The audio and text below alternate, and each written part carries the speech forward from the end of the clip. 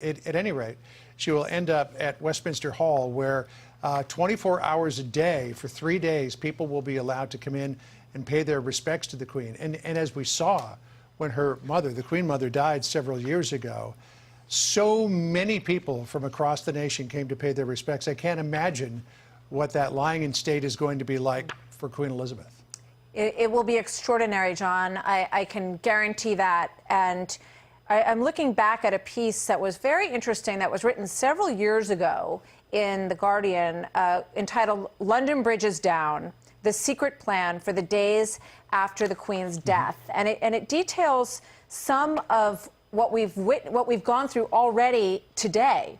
There will be many bulletins from the palace, but not many. And it goes in to say that it will be along the lines of the Queen is suffering from physical prostration, you know, that they would characterize the fact that they believed that she was perhaps on the end of her journey, that it was coming to a close, so that people would start to prepare for this. On her passing, her eyes will be closed and Charles will be king. His siblings will kiss his hands. The first official to deal with the news will be, and this name has changed since this article was written, it is now Sir Edward Young, the Queen's private secretary, and he has stepped into that role. And he has a knighthood, he has been in this role. Planning this funeral is one of the biggest jobs of the Queen's secretary, and she has been intimately involved in selecting the music. So they already know whether or not she will be coming by train, since she was at Balmoral, or whether the body will be brought back to London by plane. But all of these details will be coming out in the coming hours. But all of this has been mapped out in great, great detail. But it's also a family story. And Charles is 73 years old. And today his mother passed, and he became the King of England. He's the longest waiting in line prince in history. And there you see the statement at Buckingham Palace, where we've seen the births and the weddings placed on that same board. And today you see the Queen died peacefully at Balmoral this afternoon. And I would just say, before I toss it, the King and Queen consort will remain at Balmoral this evening and will return to London tomorrow. So tomorrow, Charles and Camilla, who is Queen consort, which was designated by Queen Elizabeth not that long ago, and that fraught history is well known, and we'll talk more about that in time. But they will return as King and Queen consort. So this is an enormous moment for the family, and a moment of grief and a moment of looking forward as well, but mostly a moment of family grief.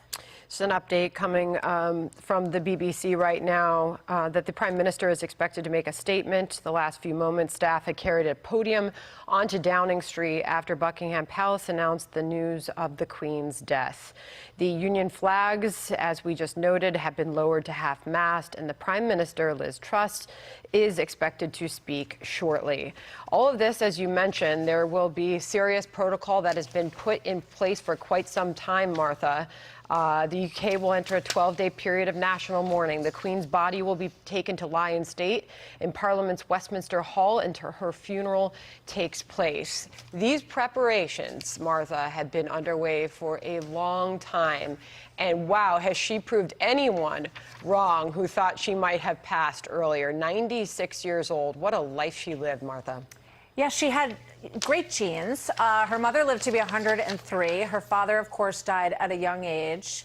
But she was in very good shape. You know, until not that long ago, she was still riding horses and driving and going out for walks with her dogs. She's clearly had a difficult past year, I would say. I think that post-COVID, which she had in the spring, we saw a drop in her weight. She looked much more frail, I would say, after that. And I don't know how much we'll learn in time of any underlying illnesses, but these are things that really have not been discussed, other than the fact that she had mobility issues, which was clear during the Jubilee, and good days and bad days, like a lot of people in their 90s you would expect to have. But she had just an indomitable spirit and energy and optimism about the future. And she talked about that at the Jubilee, about how optimistic she was about the future. And let's face it, the United Kingdom is going through some very, very difficult times. Economically, they're in very tough straits. The pound is extraordinarily weak. all of these elements that need to be dealt with. No doubt she discussed some of this with Liz Truss the other day, the new prime minister, and I think it was probably very important to her to get that piece of business done, to meet with Truss, to give her the invitation to form a government, which is the tradition that is always in existence between the ruler, between the reigning monarch and the prime minister. So that was her real last piece of business, was giving the invitation to Liz Truss to form a government. And no doubt that is something that this prime minister will remember for the rest of her life, and feels quite deeply about the responsibility that lays in front of her right now, because she will be overseeing much of this process and how her country responds to it. Just want to note that Speaker Nancy Pelosi here in the United States has ordered the flags at the U.S. Capitol to be flown at half-staff due to the passing of Her Majesty Queen Elizabeth II. So all of this we have just learned in the past hour. Queen Elizabeth II has died at the age of 96. Martha, we know you're going to go get ready to cover this on your show, top of the 3 o'clock hour Eastern time, as we look live at the flag flying half-staff there at Buckingham Palace in London. John? Yeah, and we know that, as you said, Nancy Pelosi has ordered the flag at the Capitol building flown at half-staff. We have not yet heard from the White House as to whether or not the flag will fly at half-staff there. I imagine it will, and whether the president will issue an order to have the flag flown at half-staff at federal buildings around the nation. Fox News contributor, National Review Institute fellow Douglas Murray joins us now. And Douglas, this is a moment that obviously was going to be inevitable because everyone dies at some point. Queen Elizabeth II delayed this as much as she possibly could. But your thoughts at the news of the passing of the Queen at the age of 96? Yes, I mean, for everybody, I think, around the world, but especially in Great Britain, it's a moment of unbelievable sadness and a moment of extraordinary transition in the life of the nation. For most of us, for our entire lives, we've known only the reign of Elizabeth II. It's important for people to understand, as I think mentioned earlier in the hour, that she stands above politics. The monarch reigns over politics and over the nation. And at great times of national crisis, it's the Queen, the monarch, that we looked to. And you just think recently with the COVID crisis, it was the Queen and her reassurances to the nation that really were what people wanted to hear. Of course, now, the monarchy is an extraordinary institution. Queen Elizabeth II was one of its greatest exponents, one of its greatest defenders, one of its greatest emblems. But the monarchy continues, the crown continues, and of course, we now have a new king, King Charles. This is an extraordinary transition. There will be a deep feeling of public mourning in the UK and I think around the world, and not just for the Queen herself, but also for what she represented and what she represents still. Devotion to country, devotion to other people, stoicism, courage in the face of adversity. A feeling of selflessness, let's say, of putting others first, putting the country first, most of all. And I think many people around the world will recognize in those virtues something which have passed to a great extent, but which mean an enormous amount to many of us still. So yes, it's a very significant time in the life of the nation. World leaders are, comments from world leaders following her death are pouring in from around the world. French President Emmanuel Macron just releasing a statement saying Her Majesty Queen Elizabeth II embodied the British nation's continuity and unity for over 70 years. I remember her as a friend of France, a kind-hearted queen who has left a lasting impression on her country and her century. U.S. President Bill Clinton just putting out a statement saying, quote, "My thoughts and prayers are with the royal family and all the people Her Majesty inspired throughout her lifetime of service." To that note, she was an inspiration to many, Douglas.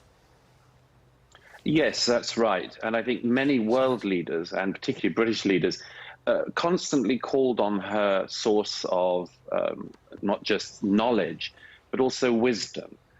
We saw just in the last couple of days, perhaps her last public duty was being with Liz Truss as the new Prime Minister and seeing the outgoing Prime Minister. And Prime Ministers in the United Kingdom in particular, but world leaders as a whole, were always acutely aware with Her Majesty that here was somebody who, her first Prime Minister was Winston Churchill. She saw her nation, indeed the world, through the worst possible times. She was the link back to that greatest generation. Remember that when Victory in Europe Day came, World War II came to an end, Her Majesty was on the balcony of Buckingham Palace with her father, the late Queen, and Queen Elizabeth, the Queen Mother, and also with Winston Churchill. Many people not only valued, as I say, her store of knowledge, but the wisdom that came from knowing that nations and peoples go through terrible times and come through them. That there are things above politics, remembering the significance of the nation and of service to the nation. These things and much more were called upon and admired and respected, I know, by American presidents, by French presidents, by leaders around the Commonwealth and around the world. It's not going to be surprising, I think, that in the coming hours and days we're going to hear from a quite bewildering array of people, both heads of state and also just the many millions of people whose lives were touched by Queen Elizabeth, the late Queen Elizabeth. Yeah, we're going to hear a lot of tributes, and they'll be very well deserved. Yeah, among them, Mitch McConnell, who just released a statement saying, "Today, all Americans stand with our great friends across the Atlantic in mourning the passing of Her Majesty Queen Elizabeth II. The British people's loss is the entire world's loss. We Americans join our friends in prayer, in grief, and in gratitude for such a remarkable leader and such a successful reign." I mean, it's emblematic of the special relationship that the United States has with Britain, considering the storied history that we have with that country and with the monarchy going back to the middle part of the 1700s. We do know that the Prime Minister is going to be speaking at some point in the next little while. A podium has been set up out front of number 10 Downing. We were, according to London Bridge, which is the official program to run after the Queen's passing, it called for King Charles to make an address to the nation at 6 o'clock. 6 o'clock has come and gone in the UK.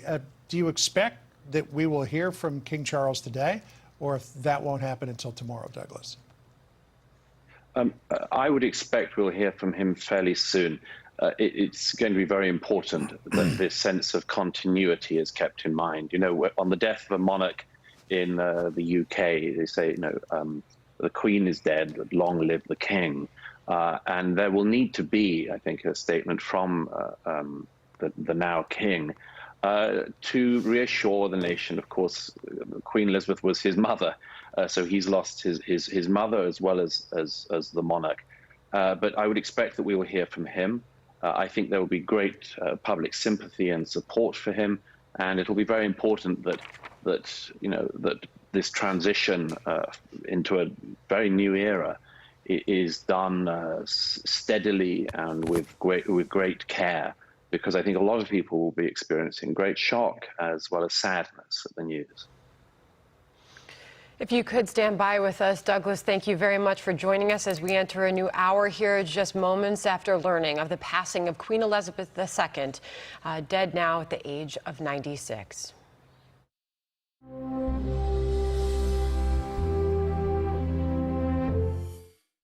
The fundamental concepts which have inspired both the United States and the nations of the Commonwealth are the same. As between individuals, freedom, honest dealing, tolerance and justice under the rule of law.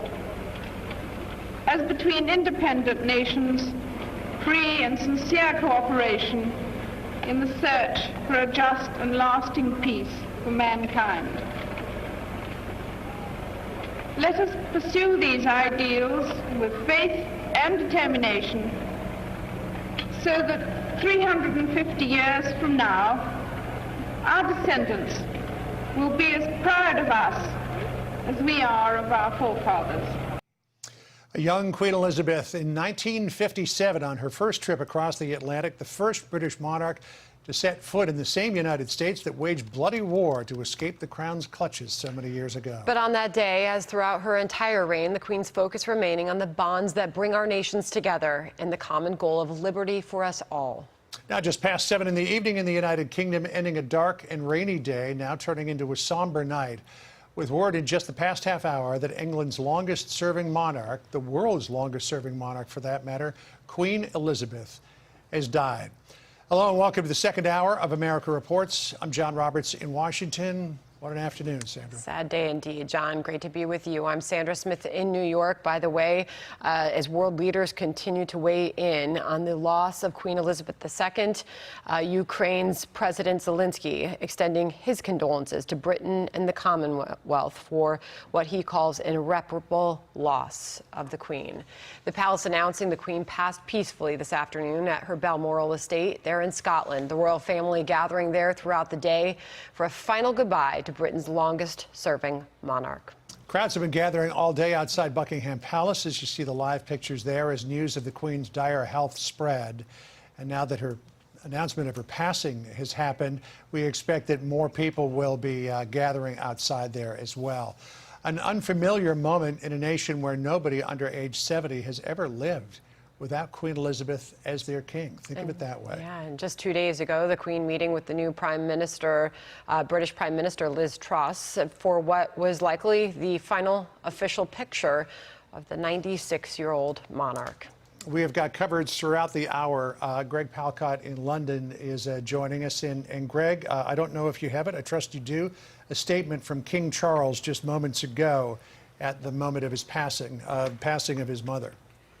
Absolutely, John, Sandra, a very sad time here in the UK, a sad time around the world. And yes, just in the past, 3 or 4 minutes, we've gotten a statement from, yes, King Charles. Let me read it to you here. A statement from His Majesty the King at the time of the Queen's death. The death of my beloved mother, Her Majesty the Queen, is a moment of the greatest sadness for me and all members of my family. We mourn profoundly the passing of a cherished sovereign and a much-loved mother. I know her loss will be deeply felt throughout the country, the realms, and the Commonwealth, and by countless people around the world. During this period of mourning and change, my family and I will be comforted and sustained by our knowledge of the respect and deep affection which the Queen was widely held. Back to you. Greg, the new Prime Minister is speaking now. Let's go to her live. Was the rock on which modern Britain was built. Our country has grown and flourished under her reign. Britain is the great country it is today because of her. She ascended the throne just after the Second World War. She championed the development of the Commonwealth from a small group of 7 countries to a family of 56 nations, spanning every continent of the world. We are now a modern, thriving, dynamic nation. Through thick and thin, Queen Elizabeth II provided us with the stability and the strength that we needed. She was the very spirit of Great Britain, and that spirit will endure. She has been our longest ever reigning monarch. It's an extraordinary achievement to have presided with such dignity and grace for 70 years. Her life of service stretched beyond most of our living memories. In return, she was loved and admired by the people in the United Kingdom and all around the world. She has been a personal inspiration to me and to many Britons. Her devotion to duty is an example to us all. Earlier this week, at 96, she remained determined to carry out her duties as she appointed me as her 15th Prime Minister. Throughout her life, she's visited more than 100 countries, and she has touched the lives of millions around the world.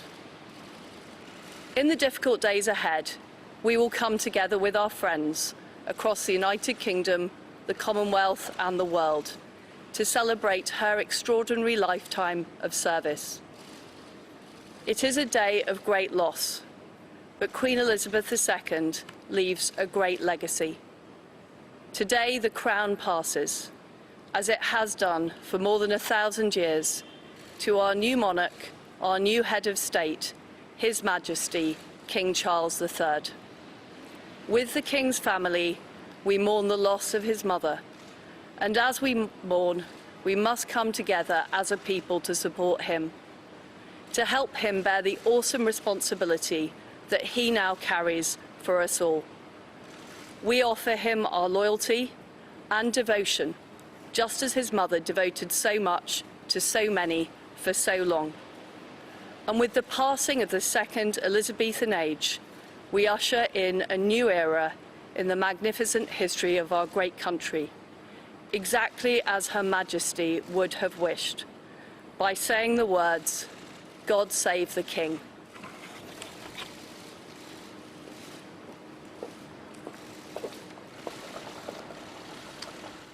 And of course, it was just Tuesday that she appointed the new Prime Minister, Liz Truss, during a meeting at Balmoral, which is now likely to be the last photograph that we'll see of Queen Elizabeth II prior to her death. John? Yeah, and in that photograph, I mean, she obviously appears frail. I mean, what 96-year-old wouldn't? But also at the same time, she was beaming. She looked to be in good health, and now 2 days later, she's gone. Joining us now is Bret Baier, chief political anchor and an executive editor of Special Report. Obviously, this is going to factor big in your program this evening. You know, it's extraordinary because I grew up in Canada, which is a Commonwealth country, and I've never known any other ruler other than Queen Elizabeth. And you get a sense of how long she's been on the throne, because when she ascended to the throne, Joseph Stalin was the leader of the Soviet Union and Harry Truman was president. Yeah, it's truly amazing if you think about the reign. We talk about the longest reign for a monarch, really, across the world. You think about how she was on the throne throughout the UK's efforts, as you look at the picture of her welcoming in Prime Minister Truss and establishing her as the 15th Prime Minister to sit in that seat. But Queen Elizabeth II was on the throne as the UK rebuilt from World War II, to your point. And she was on the throne when they entered the EU and when they left the EU in Brexit. She has seen amazing things over those decades on the throne, but managed to do it in a nonpartisan way, in a way in which her feelings about partisan politics inside the UK really never were seen. She advised prime ministers, she advised privately, but we never really got a sense, unless it was put out by the royal family, exactly how she felt. You know, one of the things that is going to come in coming weeks, not right away because of this, is the Northern Ireland back and forth, the protocol in the wake of Brexit.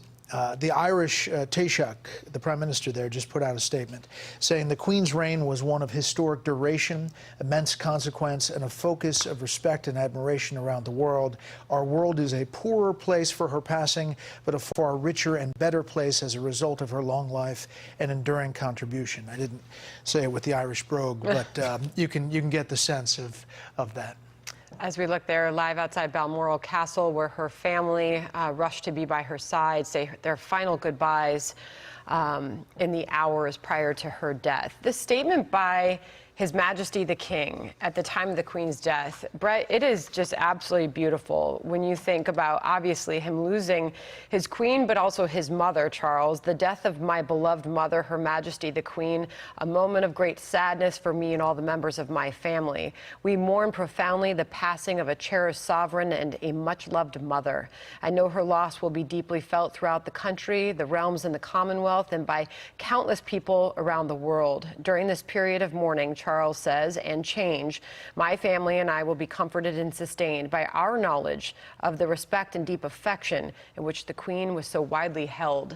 You know, Bret, the New York Times just put out a photo of Buckingham Palace and a double rainbow that they're reporting shimmered across the crowds gathered outside the palace when the news of Queen Elizabeth II's death broke. After a hush, people broke out in God Save the Queen, Bret.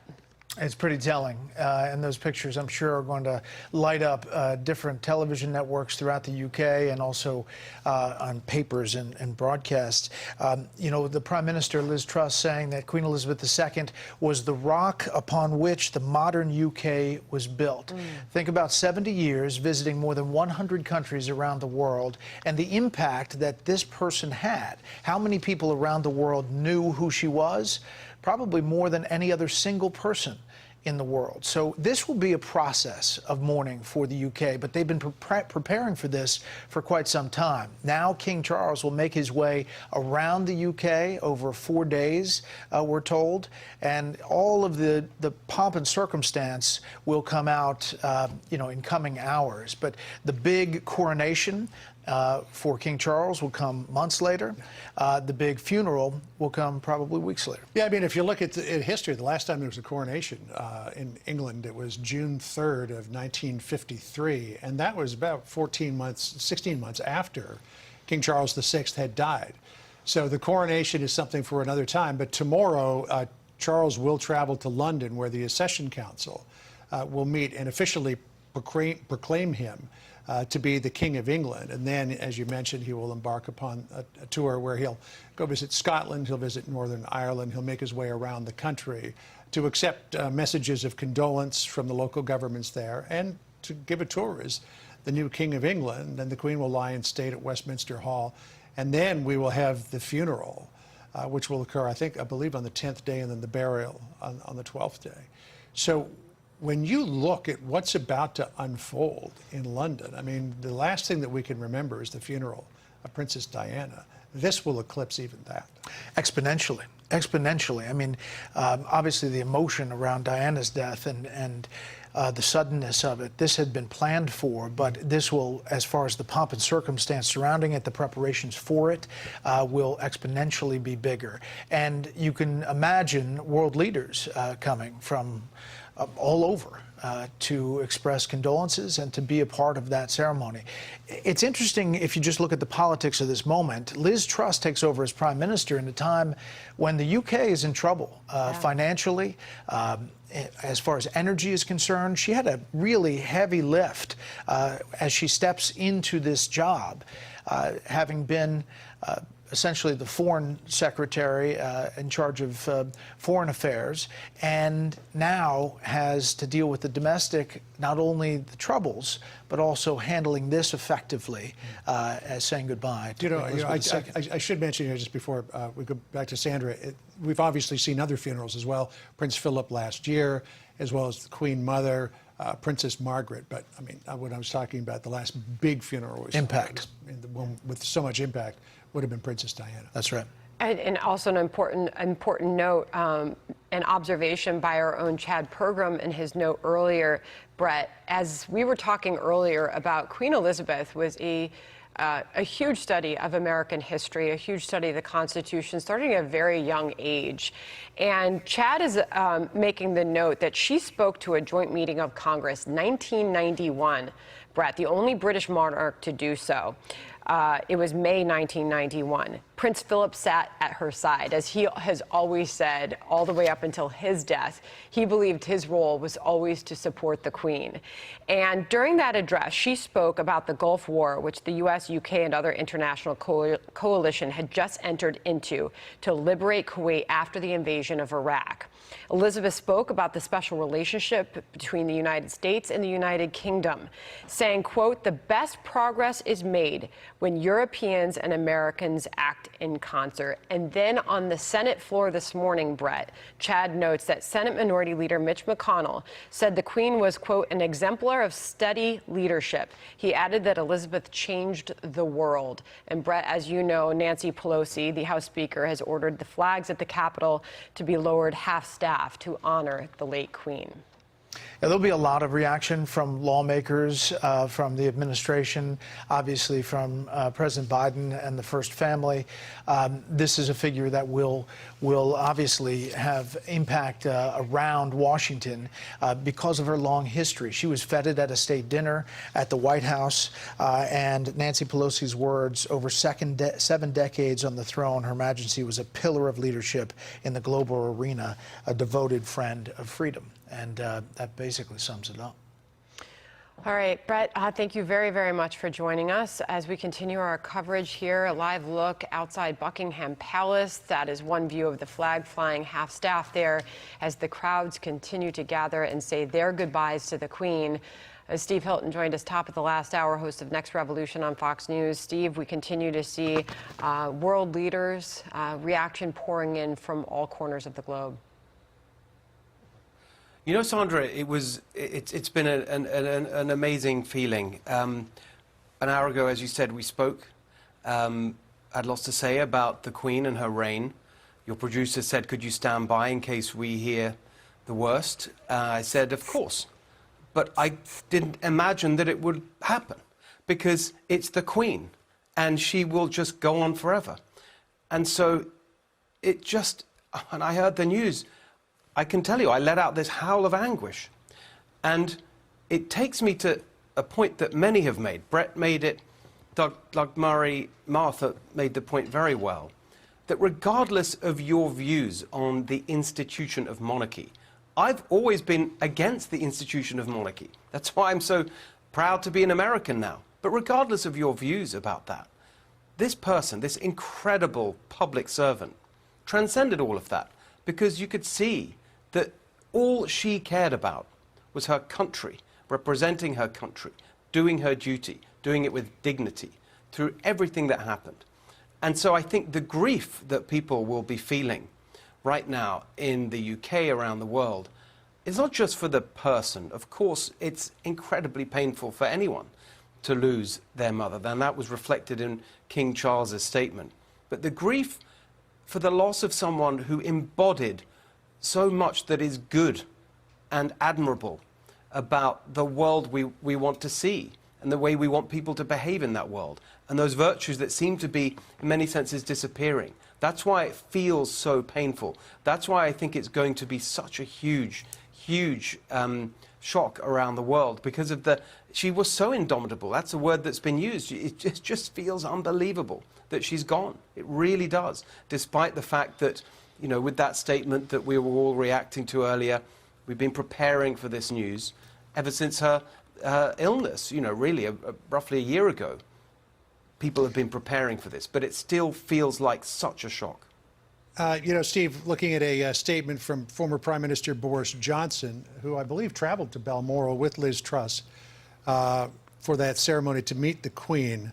Wave after wave of grief is rolling across the world from Balmoral, where our thoughts are all with the royal family and breaking far beyond this country and breaking here in the United States as well.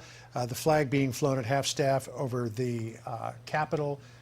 We probably would expect President Biden to announce that the flag will fly at half-staff over the White House and federal buildings as well. And Congress is going to draft and pass a bereavement statement, we're told, on Tuesday.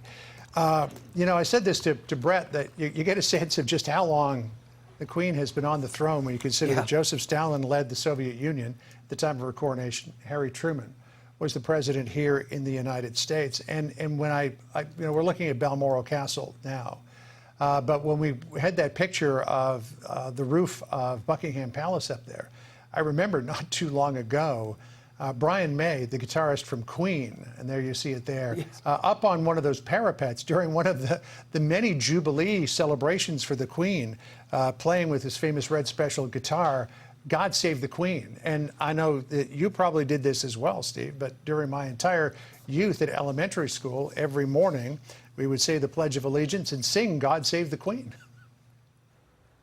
That's exactly right. We sang God Save the Queen, and it was played, and you'd stand up, and there she was, and she just goes on.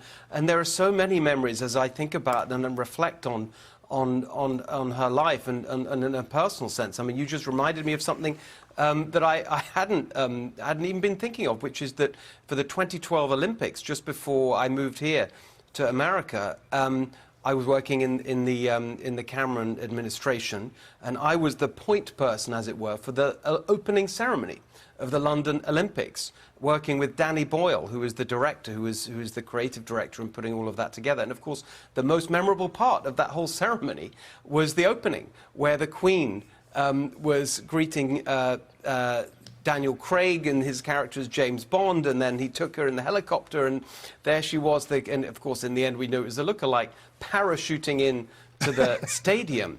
And I remember talking to him about that plan, and had he discussed it with the royals? Oh, you need to help me with that. And we went through this whole process, and we couldn't quite imagine that he'd be able to pull it off, and that she would agree to it. But of course she did it, because she knew how amazing that would be and how the whole world would remember that moment. And she had this fantastic sense of an understanding and a connection with people and with the country, and a sense of humor. And although she had that dignity, Martha was speaking to this earlier, you know, she had that sense of dignity and majesty about the office, but also that ability to have some fun, to relate to people, to have a sense of humor.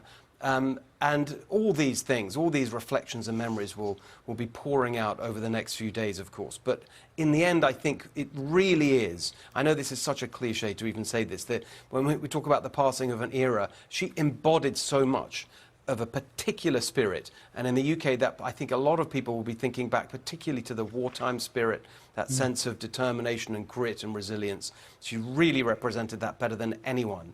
And I think that's why this will be felt so strongly everywhere. Steve Hilton, thank you for sharing your heartfelt memories of the Thanks, Queen. Steve. Thank you very much for joining us. Thank you. All right, we are joined now by Shannon Felton-Spence, a royals expert and former head of communications for the British Consulate General. Thank you very much for staying with us here. There is a brand new statement by another U.S. president, President George W. Bush, and his wife, Laura, saying, "We're honored to have known Her Majesty Queen Elizabeth II. She was a woman of great intellect, charm, and wit, spending time at Buckingham Palace and having tea with Her Majesty and her corgis is among our fondest memories of the presidency." Queen Elizabeth ably led England through dark moments with her confidence in her people and her vision for a brighter tomorrow.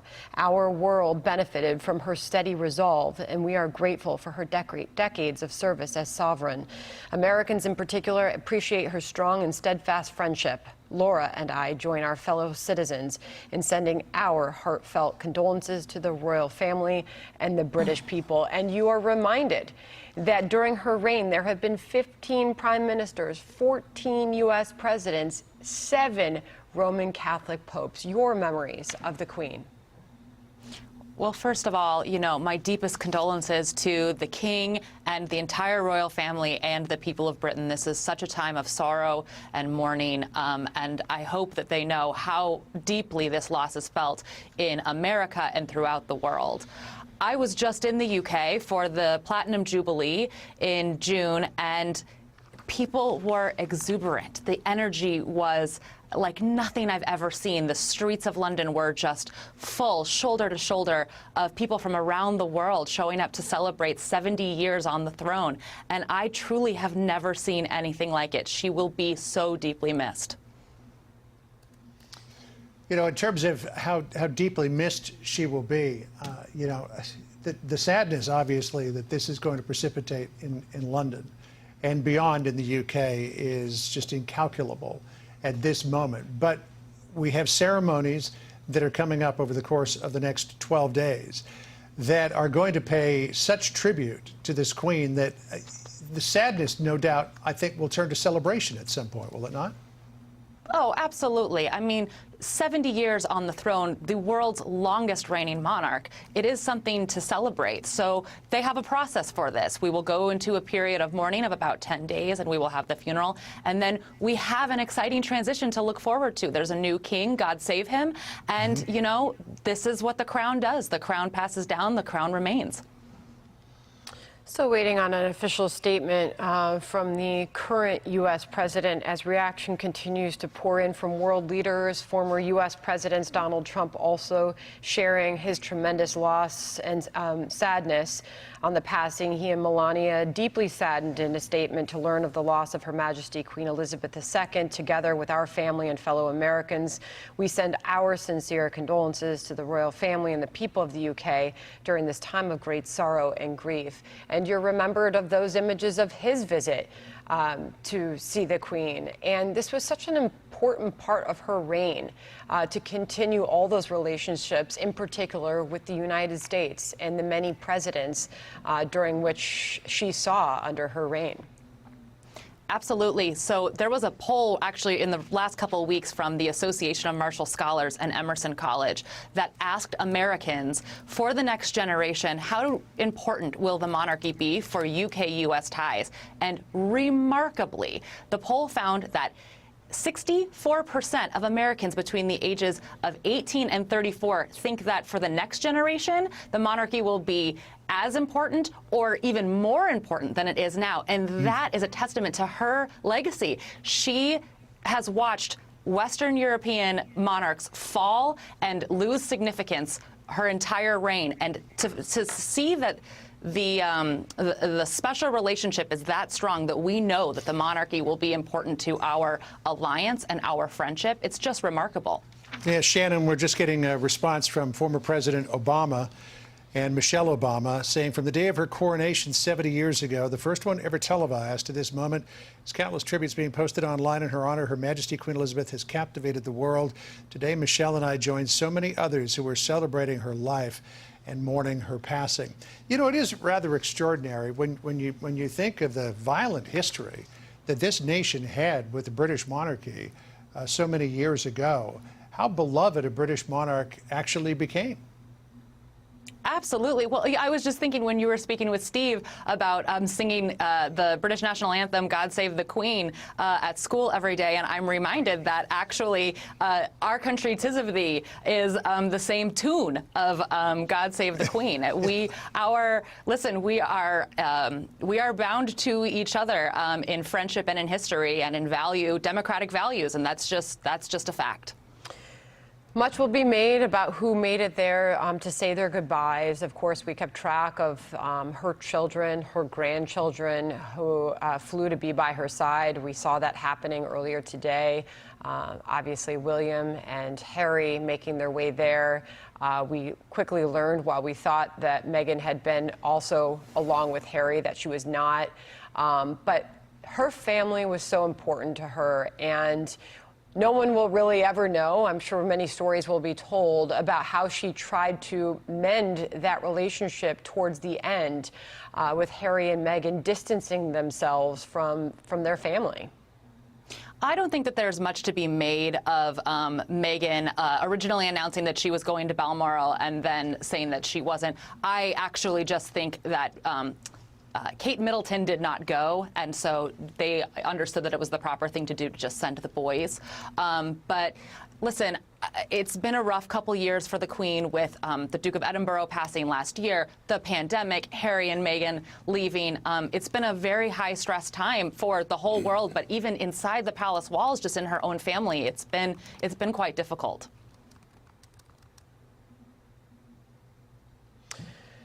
You know, Shannon, we saw during the Silver Jubilee, or the Platinum Jubilee, rather, back in June, a queen who at sometimes was able to attend the various ceremonies, such as being on the balcony there with her family, but then she had to cancel some events. But then there was a moment that really showed the fact that the Queen, for all of her perception as a very, very serious person, had an irreverent side as well. Let me just play this piece of video when the Queen suddenly showed up on television with Paddington Bear.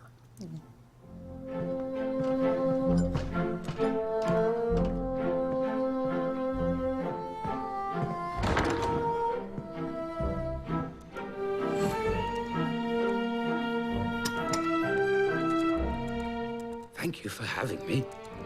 I do hope you're having a lovely Jubilee. Tea? Oh, yes, please.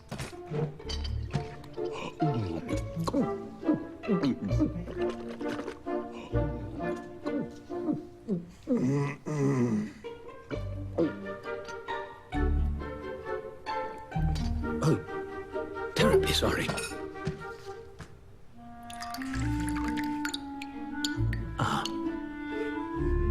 Never mind.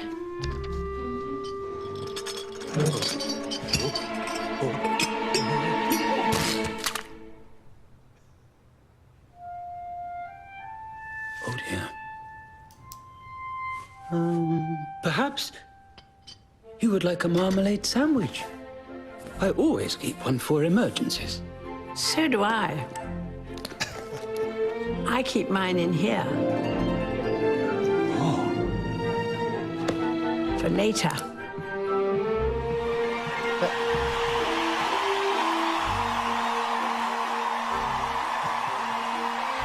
The party is about to start, Your Majesty. Happy Jubilee, ma'am. And thank you for everything. That was such an endearing moment, Shannon, and such a surprise as well, you know, when that hit the airwaves.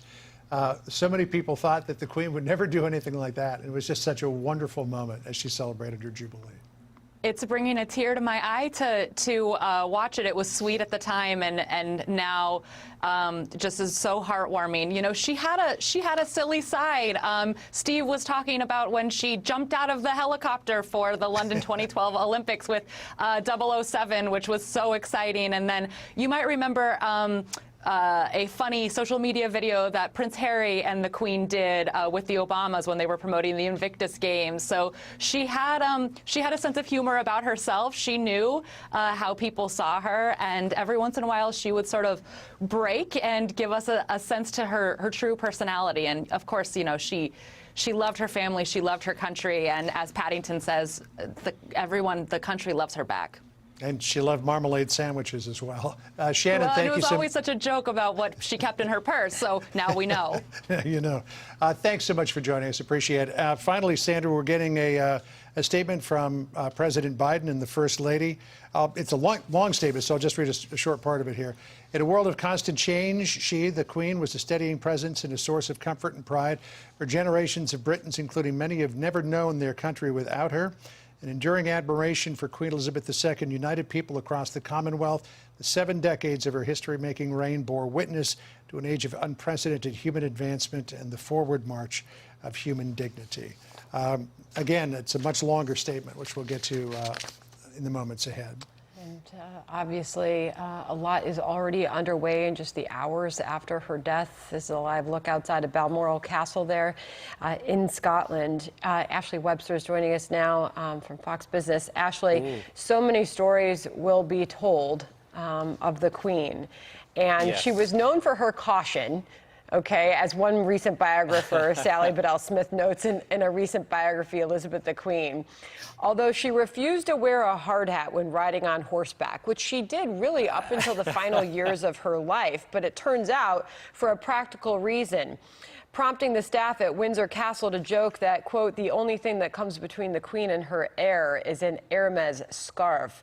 Nor does she use a seatbelt in her cars, and she drives on the private roads of her estates like a bat out of hell, said Margaret Rhodes. Ashley? You know, let us not forget also, towards the end of the Second World War, she was trained as a mechanic on trucks, and she always took a lot of pride in being able to try and fix anything that was wrong on her, you know, her Land Rovers on her royal estate. She was always first to say, let me get under the hood and see if I can fix it, which always made me laugh. By the way, I just wanted to bring up to speed, there has been confirmation, according to the BBC, that Charles will be known as King Charles III. There was a lot of speculation.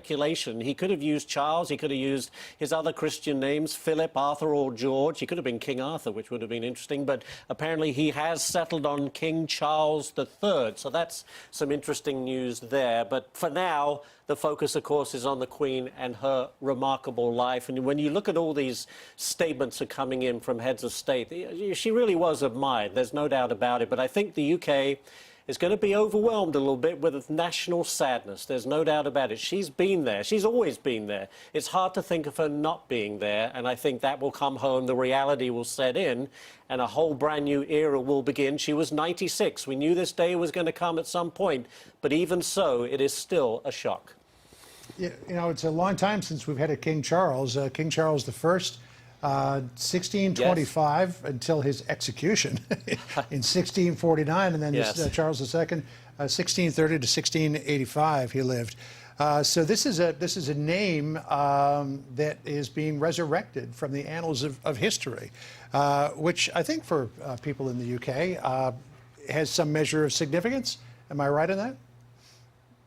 You are, yeah. I mean, look, you know, when you grow up in the UK, you don't really think of the centuries and centuries of history until you go somewhere else. You go, you know what, there is a very long history. It is remarkable. And when you trace it through the monarchy like that, it is, you know, King Charles I was beheaded not far from where Buckingham Palace is. You just go up Whitehall, an area on the right. So, yes, there is a lot of history, some of it a bit bloody, but the name Charles itself holds a lot of sway and is certainly one for the ages when it comes to the monarchy and the different rulers over time. But just to sing the national anthem as God Save the King is going to take some getting used to. It's been God Save the Queen for 70 years, so it's an interesting time. To that note, the words of the national anthem will be changed. The new postage stamps, the currency created to reflect Prince Charles' ascension to the throne, as we learn that he will go by and has chosen to go by King Charles III. That's a live look at London right now, outside of Buckingham Palace, where the crowds have been gathering there for hours, I would say even days, as they started to learn of the possible passing of the Queen, which we obviously broke the news just a short time ago, about an hour and a half ago, that the Queen has passed, age 96. And John, we have the photo now outside Buckingham Palace as they were awaiting word on her health. There was a downpour, and the crowd turned after the rain passed and a double rainbow formed. The New York Times first reported this with the picture. Here's the picture. And the crowd broke out in song as those mourners continue to gather there outside of the palace. Yeah, it's a very rare occurrence. And, you know, is there spiritual significance to it? There well could be. Fox News contributor, National Review Institute fellow Douglas Murray is back with us now. Douglas, we didn't know of the Queen's passing the last time we spoke with you. Your thoughts now that we have learned? Yes, I mean, it's an incredibly sad day for the people of Great Britain, for the Commonwealth, and I think for the world. The Queen has been such a mainstay of all of our lives, really, and connects the people of the United Kingdom and her allies and friends back to that greatest generation of the Second World War. There's enormous significance in her passing. It is the end, as Prime Minister Liz Truss just said earlier, it's the passing of a second Elizabethan age and the dawn of a new era, the era of King Charles III. As you were mentioning just there, that does have great significance. Of course, the history of the Charleses is a complicated one. You mentioned the end of Charles I, but Charles II, of course, represented the restoration of the monarchy in the 17th century. So there's great significance. That King Charles III will reign over a nation that is certainly in great mourning at the moment, but I think will also be a nation which feels deep gratitude for the many, many decades of service that Queen Elizabeth gave. You know, it is the signal thing of her reign, is that clip which you played earlier in the hour, of her statement as Princess Elizabeth at the age of 21, when she promised that her life, whether it was long or short, would be dedicated to the service of her country. And I think that sense of service, the sense of dignity, of stoicism, you might even say, in the face of all manner of challenges and changes, is something that Elizabeth II will always be remembered for. That exact statement when she was speaking to her future subjects, her 21st birthday, April 26, 1947, when she said, "I declare before you all that my whole life, whether it be long or short, shall be devoted to your service and the service of our great imperial family to which we all belong." What also strikes me, Douglas, is looking back at her first televised Christmas address in 1957, in which she said, "I cannot lead you into battle. I do not give you laws or administer justice, but I can do something else. I can give you my heart and my devotion to these old islands and to all the peoples of our brotherhood of nations." Just an incredible way with words throughout her reign. She did have. It's a very moving statement and something she absolutely held to. You know, the Queen didn't say very much publicly, but when she did, it was always of great significance. You might remember that after September the 11th, there was the service of national mourning in, I think, St. Thomas on Fifth Avenue in New York. And the Queen sent a statement through one of her representatives where she said to the American people, she said, "Grief is the price we pay for love." It was an extraordinarily poignant and a deep insight. And that is something that I think people admired her for. Statesmen admired her. People around the world recognized that she was a store not just of historical significance, but also of historic wisdom. That's why so many American presidents and others so enjoyed the time they spent in her company. I've heard this from several people in the administrations, Democrat and Republican, in America. They talk about the way in which the hours they spent with the Queen were among the happiest and most meaningful of their times as president. And that is partly, largely perhaps, to do with the fact that she was a person of great wisdom, who also, of course, embodied a type of quiet courage that so many people admire and perhaps so few people show. You know, you mentioned the war. Of course, she did serve in a capacity then as a young woman. And it's also important to remember that, you know, her first prime minister was Winston Churchill. Her first prime minister was Queen. On the day that World War II came to an end, she was standing on the balcony of Buckingham Palace with her father, the late king, her mother, the late Queen Mother, and also Winston Churchill. And, you know, there's enormous significance to that. You know, during the war, during the Second World War, there was talk that the royal family, particularly the princesses, the now late Queen and her late sister, the Princess Margaret, there was talk that they should perhaps be taken away from Britain to a safer place, perhaps to Canada, because of the proximity of the Nazi invasion. And, you know, the late Queen Mother said, very importantly, when this was put to her, she said, "The girls will not leave without me. I will not leave without the king. The king will not leave." And that sense of standing firm at the worst times was something that I think everyone will recognize and honor the Queen for, recognize that lifetime of service, that extraordinary lifetime of putting others before herself, as she promised to do as a young woman.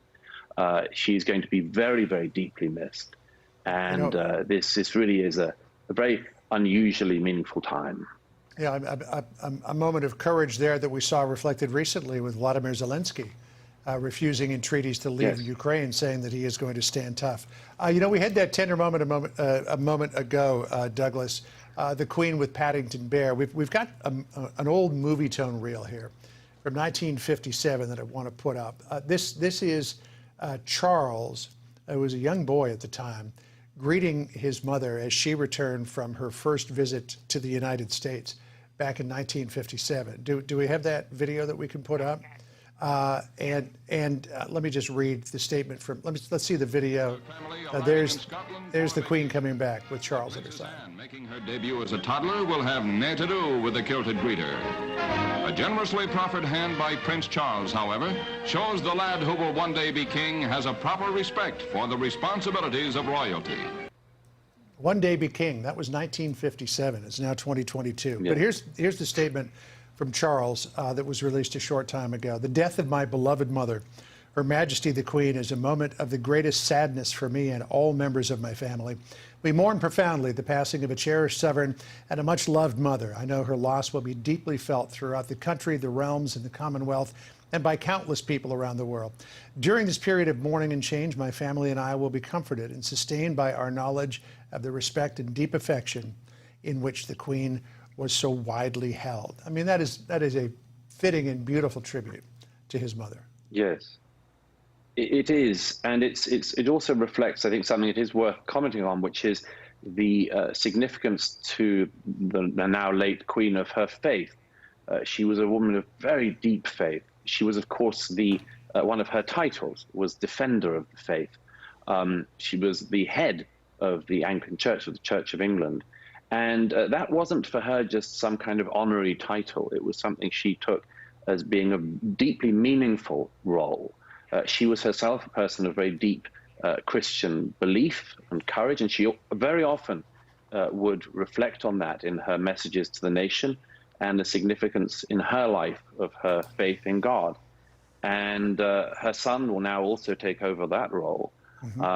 As he said, I'm sure that the family will be comforted, not just by the huge outpouring of feelings around the world, but also be comforted by their own faith. It's an extraordinarily important aspect of the monarchy in the UK. Douglas, good to have you with us to share your thoughts. Appreciate it. Thanks for joining us. All right, thank you, Douglas.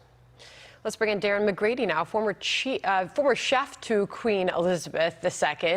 Darren, thank you so much for joining us. Please do share your memories of the Queen. I spent 11 years traveling around the world and every day cooking breakfast, lunch, afternoon tea and dinner for Her Majesty. And the nation's lost a grandmother. In fact, I think the world's lost a grandmother. And just seeing, a beaming smile as she came into the kitchen, with or without those corgis, it's just such a sad day right now. We saw her fondness for marmalade sandwiches in that little clip that we played earlier this hour with Paddington Bear. But, tell us about the Queen, because so many of us only saw the public persona. Again, in that clip with Paddington Bear, she showed her irreverence. But for the most time, the Queen that we saw was stiff upper lip, very stoic. What was she like in person? Yeah, that's true. Most people only saw the sort of the Queen on duty, and to be at Balmoral with the Queen and see a sense of humour. And I remember the first day I met her, I was walking along the path at Balmoral by the river, and she was coming the other way with the corgis, and the corgis saw me, started barking, all ran towards me, barking like crazy. Laughing. She didn't call them off or anything. Bless her. I mean, she's just so funny. And another time I was in the kitchen at Sandringham and she came in and I was making crepes. I had 6 pans on the stove at once and I thought, this is a royal command performance. She's going to be really impressed. She looked at me and said, isn't that cheating? Shouldn't you be flipping them? And I thought, oh my goodness, I've got to do 6 pans now in front of the Queen. I did, one after the other, and she just looked at me, laughed, big beaming smile, and said, bravo, and walked off. It's interesting you say that, because Howard Morgan, an artist who painted the Queen's portrait in the 1980s, was quoted saying, her private side took me totally by surprise. She talks like an Italian, she waves her hands about, she's enormously expressive. To your point, Chef, most of us only saw her in her formal duties. I've also read that she was very particular about what she ate and when she ate it, and that oftentimes it was the exact same thing every single day. Was that your experience with her? Yeah, the Queen, the Queen ate to live rather than live to eat. And so it was always difficult trying to put a new recipe on the menu for her. But when you did, you were supposed to send the recipe up to the Queen so that she could read it and take a look at it first and say, yes, I'll take that, or no, thank you. I did that once, sent up a dish called Veiled Farmer's Daughters, a strawberry dish, and forgot to send the recipe. I got a note back. Who or what are the Veiled Farmer's Daughters, with a smile? The Veiled Farmer's Daughters. That's a terrific name. As we see, Chef, all of the people, and there were hundreds, now it looks like there could be thousands gathering outside the gates of Buckingham Palace. What's the mood of the country right now? It's never easy to lose a monarch, even at the age of 96, but hers is the very definition of a life well lived and a life to be celebrated. Yes, you think that, most of the country have grown up only ever knowing this one Queen and this one monarch ruling and giving stability to the nation. And she really was the nation's grandmother. That when we saw her, the Paddington sketch was just the epitome of the Queen. Her happiness, her sense of humour, her smiles. And I'm just thrilled she got the Platinum Jubilee in. And it's just a sad, sad day today. And I think that right now she's on her way upstairs, and I think she's having dinner, probably a barbecue at Balmoral with Prince Philip.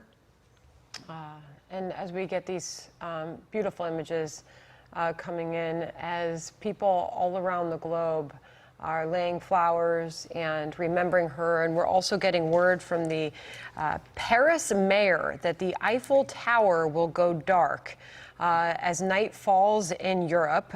The French mayor, the Paris mayor, saying the Eiffel Tower will be extinguished in homage to Her Majesty the Queen Elizabeth II. Chef, you know, it's so important for all of us to remember these stories. You have such personal ones, and you see this crowd gathering outside Buckingham Palace, for the most part people who never got to know her personally, but they loved and adored this queen.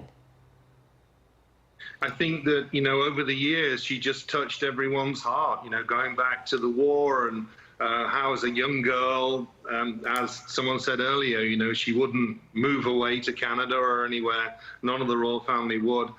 Just going through everything that they've been through, you know, over these 70 years, and to be thrust into this at 25 years young and told you're going to be queen. She's just done an incredible job. And I think, you know, the nation's lost a grandmother.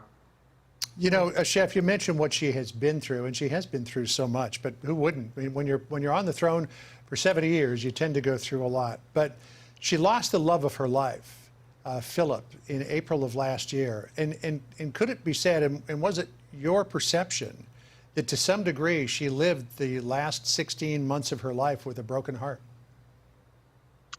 I think that, you know, the loss of Prince Philip, who'd been by her side for so long, was a major loss to the Queen, and absolutely. And I think that, you know, she had her royal corgis. She loved those corgis, and to have the corgis by her side, but it was never Prince Philip. And, you know, just thinking back now to the days when she was dancing with Prince Philip at Balmoral Castle, the big smiles and beams on both their faces, I think that, you know, she started deteriorating after Prince Philip died. An incredible love story, those two, and it started so young. And she has gone on the record over the years saying when their eyes first met, she just knew. She knew that Philip was the one for her, and she settled on him, and they lived a very long, beautiful love story and life together. Chef, we really appreciate you joining us today. Thank you so much. Thank you for sharing your memories. You know, also interesting to note, for so many of us that know and have grown up with some of the newer generation of royals, including Kate Middleton, she is so loved by that country, John. And the Queen's biographer, Sally Bedell Smith, speaking today, telling People magazine that Kate Middleton has modeled herself after the Queen. The Duchess is 40 years old. She says she's observed the monarch as she prepares to take on her future role of queen consort. The biographer saying Catherine has learned by observing. She knows what resonates. She will have absorbed a lot from this queen. And I think we've all witnessed a very special relationship between those two as well. There's no question. You know, the chef, Darren McGrady, kept mentioning her corgis. She, over the course of her monarchy, owned more than 30 corgis and dorgies as well, which is a variation of the corgi, all going back to the lineage of her first corgi, Susan, who was given to her on her 18th birthday in 1944. Let's rewind the clock for a second here. Let's go back to June 3rd, 1953 in Movie Tone News. Watch here. Queen Elizabeth, accompanied by the Duke of Edinburgh, left Buckingham Palace to be crowned sovereign of Great Britain and its far-spread Commonwealth and Empire. A gilded coach escorted by Her Majesty's household guards transported the royal pair to Westminster Abbey. And as the procession made its way through the history-hallowed streets of London, a loyal people roared out their acclaim.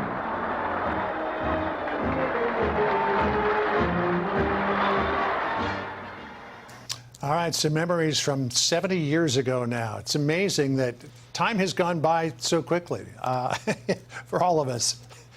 I remember as a boy singing God Save the Queen, and now bidding farewell to Queen Elizabeth. A queen, a grandmother, a mother, a leader to many. She will be missed, John, and our prayers, our thoughts with her family as they grieve the loss of Queen Elizabeth II. And a lot more to come over the course of the next 12 days. Indeed. Thank you so much for joining us. I'm Sandra Smith. And I'm John Roberts. We'll see you again tomorrow. The Story with Martha starts right now. Thank you very much, John and Sandra. Good afternoon, everyone. I'm Martha McCallum at Fox News headquarters in New York. The breaking news today, the enormously large news coming from London and from Scotland today, and you see the crowds responding to it, pouring in by the hour. It is now 8 p.m. at Buckingham Palace. The reaction coming in from all over the world after the passing of Queen Elizabeth II earlier today. So the palace announced the news this way, quote, "The Queen died peacefully at Balmoral this afternoon. The King and the Queen Consort will remain at Balmoral this evening and will return to London tomorrow." So that is the new reality in the United Kingdom. The King and the Queen Consort, that is Charles and Camilla, the royal family rushed to Balmoral earlier today after the palace announced that the Queen was under, quote, medical supervision. Doctors were very concerned about her health. We got a glimpse of Prince William, Prince Edward, and Prince Andrew. There's William descending the steps in Aberdeen, Scotland, as he arrived coming up from his home at Windsor now earlier today. William, of course, the next in line, driving some of the family members to Balmoral earlier today. We just saw the Queen on Tuesday. She looked well when she met with the new British Prime Minister, Liz Truss. But yesterday came the report that she was canceling a virtual meeting, and the doctors had told her to rest. There's an image of Liz Truss, and this is now a real moment in history as her last official meeting, as she gave the ability to form a government to Prime Minister Liz Truss, something that she clearly wanted to do because it was a very important piece of business, and that is the 14th Prime Minister that she has done that for, that given them the ability, the invitation to form a government. She celebrated the Platinum Jubilee in June, marking 70 years on the throne. It was an absolutely jubilant ceremony, several days of events. Some of them she skipped due to discomfort. She's 96 years old at the time, but she made two really triumphant balcony appearances, I should say, one at the beginning and one at the end of these celebrations. Queen Elizabeth II, the longest reigning monarch in British history, was 96 years old. UK royal reporter Neil Shawn is standing by with us this afternoon. He has covered the royal family for more than 20 years, has met the Queen.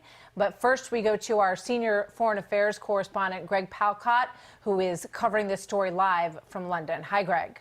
Hey, Martha, that's right. Fast-moving events in the last couple of hours after the sad, tragic news of the loss of Queen Elizabeth II, the beloved sovereign of this nation. The crowds quickly gathered outside of Buckingham Palace when news of her passing came. That news officially posted on an official royal notice, flags lowered to half-mast, even a rainbow appearing over the official residence. The family had gathered, as you noted, Martha, at her Balmoral Scottish estate. 4 children, as well as grandchildren, rushed up there, as it now turns out, to pay their respects, including King Charles III, who said, in part, in a statement, "We mourn profoundly the passing of a cherished sovereign and a much-loved mother. I know her loss will be deeply felt throughout the country, the realms, and the Commonwealth, and by countless people around the world." Yes, the new Prime Minister, Liz Truss, was one of the last people outside of the immediate royal family to see the Queen on Tuesday at Balmoral. Here is a bit of what she had to say late today. Queen Elizabeth II was the rock on which modern Britain was built. Our country has grown and flourished under her reign. Britain is the great country it is today because of her. The Queen, yes, has served 70-plus years. She has seen 15 prime ministers. She has lived through 15 U.S. presidents, seen 14 of them. Here is what President Biden said in a statement in part today as well. Queen Elizabeth II was a statesman on unmatched dignity and constancy who deepened the bedrock alliance between the United Kingdom and the United States. She helped make our relationship special. So what we have now, Martha, is King Charles III. Again, that is his official name. name. We have that confirmed from Clarence House. We'll come back to London tomorrow with Camilla, the Queen consort. And now the long process begins. His accession, visiting the various parts of the United Kingdom, and, of course, the run-up to what should be an incredibly moving, massive, huge global event, that is the funeral for Queen Elizabeth II. And that should happen about 10 days from now. Yeah. Back to you. No doubt it will be as extraordinary as she was. Greg, thank you very much. With that, we bring in our friend Neil Sean, UK royal reporter and media correspondent, has covered the royal family and the Queen for more than 20 years and met her on several occasions. Neil, it's good to have you with us. We knew this day would come eventually. What is your reaction? What are you feeling today as you take in this news? Well, you know, it's terribly sad, isn't it, Martha? Because we were together, weren't we, at the Platinum Jubilee celebrations. A wonderful time. And, you know, it was nice to see Her Majesty on the balcony. We knew that she was suffering from a lot of discomfort. However, you know, for people in the media, let me explain, a lot of people did wonder whether Her Majesty would ever actually return back from Balmoral. You know, it was always her dear wish to, shall we say, leave this earth there. That's what we were told. And when we saw her with Liz Truss the other day, our brand new British Prime Minister, you know, there were grave concerns then because she'd lost even more weight from what we'd previously seen a couple of months ago. And of course, let's not forget, you know, on a more serious note, Her Majesty the Queen had been put through some incredible strain by, you know, senior members of her family. We don't need to go into that detail too much, but, you know, she did take it all on board. And what I thought was amazing, you know, Martha, was when they were looking around the Balmoral room the other day, there were all the newspapers laid out on the table for her. So there is no escape from this bad press that, you know, she would have seen. And whichever way you look at it, you know, although the lady was obviously suffering the great loss of her rock, His Royal Highness Prince Philip, you know, these last couple of years cannot have been easy. It was one battle after another. And I thought she rode it with great aplomb. I thought she battled on incredibly well. And when we last saw her down here in London at Windsor, you know, it was very sad. And let's not forget, she also battled COVID. And I love the way that she shared, I'm sure you did, Martha, that, you know, it left one terribly tired. You know, it resonated with everybody because everybody who's had it would obviously know, you know, she was speaking from the heart. For me, from a personal point of view, the picture sat of her alone at the funeral in St. George's Chapel really was the one most haunting picture. And I think for my generation, who saw her in the, you know, the usual smiling Queen mode, that really will stay with me for the rest of my life. I absolutely adored her. I thought she was wonderful, and it's such a sad loss. But as she said, in the fullness of time, everything changes. It's so true. And she has watched the passing of Philip, of her mother and Margaret, both in the same year, back in 2002. And these were the people that were the core of her life. Growing up as a young girl with Margaret, with her mother, the Queen Mom, and her father, King George VI. And as a child, never expected that she would become queen at all until the abdication of Edward and his marriage to Wallis Simpson. You know, I was struck by Liz Truss's words, Neil. I thought they were very beautiful. And I thought, she said that Queen Elizabeth II was the rock on which modern Britain was built. And when you think about those years, back to 1952, and now to 2022, you know, the modern history that spans most of our lives. I think that's a very good way of putting it. You know, it was very eloquently put. You're right. I mean, I just felt that, you know, for anybody's generation, for anybody, you know, who's under 70, we don't know anything else. And it was always so reassuring when you saw her. And I know this may sound to some people sycophantic, but I have to tell you, when Queen Elizabeth came on television to talk to us about the pandemic in that famous green dress now, honestly, I was so incredibly moved. And it was just so nice that she was speaking out. It was very reassuring because in those terrible times that we had with the pandemic, to see someone speaking who'd lived through so many other things gave many people hope. You know, she'd been through the World War, you know, she'd gone through so many other crises and seemingly seamlessly as well had survived. And the line that she said, "We'll meet again," very moving. Very moving indeed. And it's a great point because she did have she wasn't, you know, she didn't speak out very often, never did a single interview in her entire reign. And yet when she did choose her moments to speak to the public, and she did it every Christmas with a message, she did it after Diana was killed in the car crash in Paris, and she did it during COVID. And in those moments, she really did, I think, Neil, resonate. And you tell me, you know, as a Brit, you know, what that meant to sort of have that grandmotherly presence come through by her in those really pivotal moments.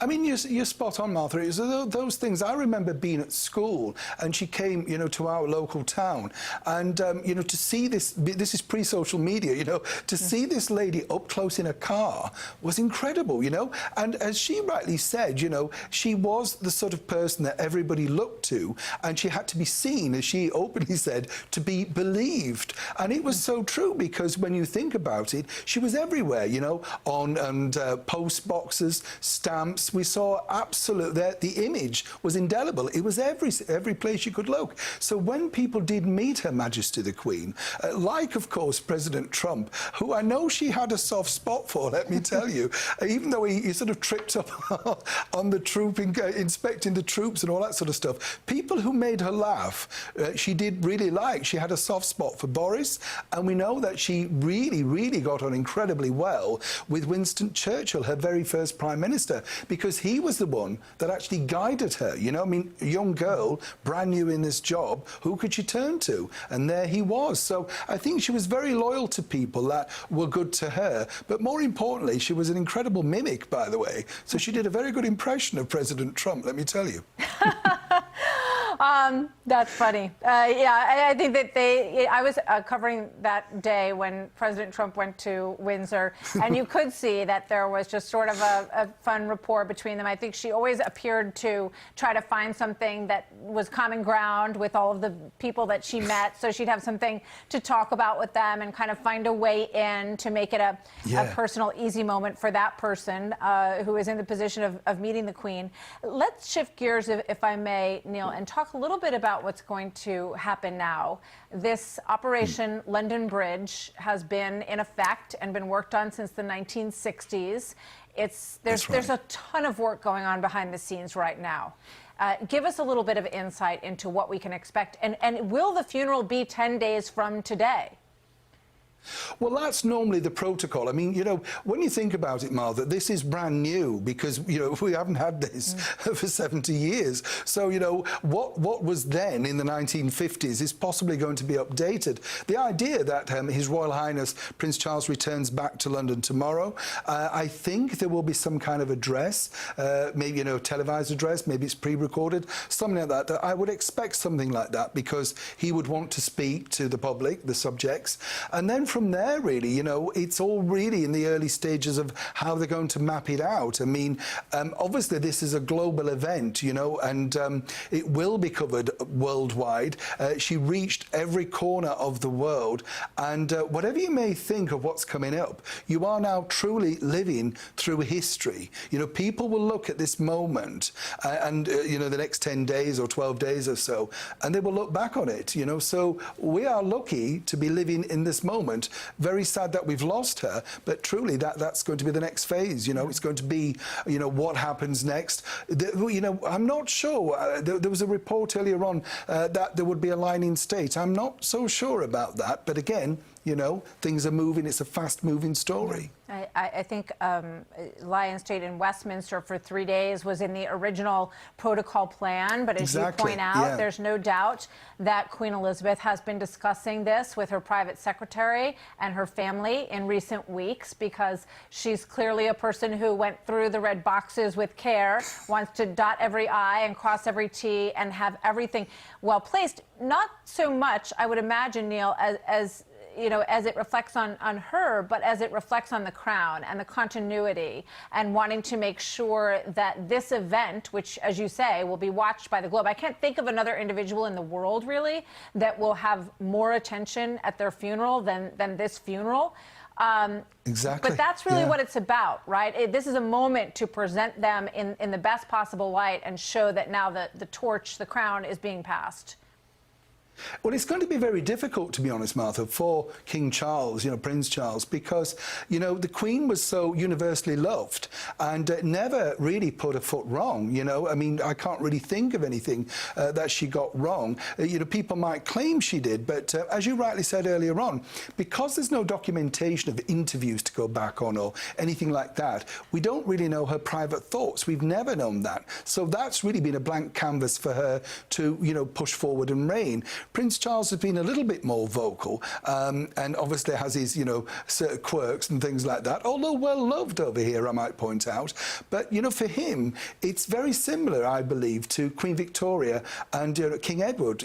He, of course, had to pick up from Queen Victoria, who was also very well loved. We read the alternative stories now, but, if you look deeper, she was a monarch very much like Queen Elizabeth, who reigned for so long, people didn't know anything else. So it was very hard for King Edward to take that mantle. And I do see King Charles is going to have a little bit of a bumpy ride, but I hope and pray that things work out for him and, of course, the continuation of our wonderful British monarchy. Yeah, and of course, people will look not only to Charles, but to the next generation, to William and Catherine, who will no doubt have already been stepping into more prominent roles, and no doubt that will continue, and we'll see a lot of that.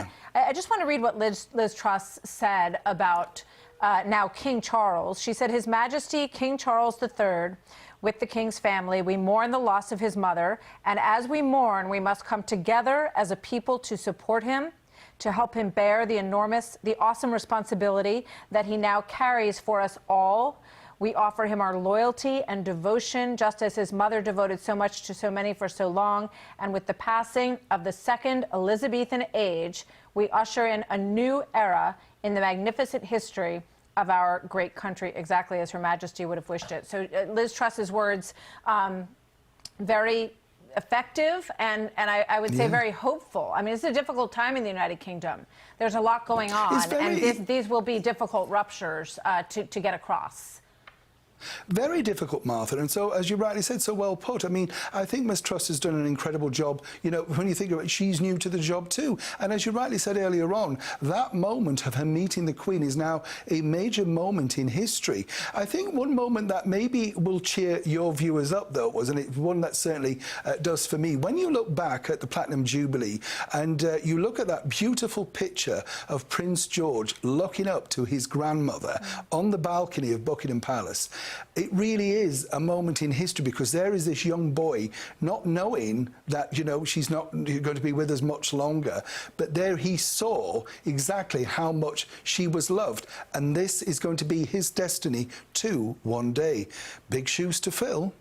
Big shoes to fill, indeed. We're looking at just these wonderful videos while we're talking here. I think this is the Queen several years back that was outside of the church up at Sandringham, I believe. And there's a young Prince William and his father walking behind the Queen, kind of smirking and having some fun, William. And now he's very serious as he's a father and a husband and moving into a new role. Harry on the screen now. A lot of questions about that. They were not expected to see each other while they were all sort of a third of a mile apart at Windsor. But now today, Neil, no doubt they were in the same room, William and Harry.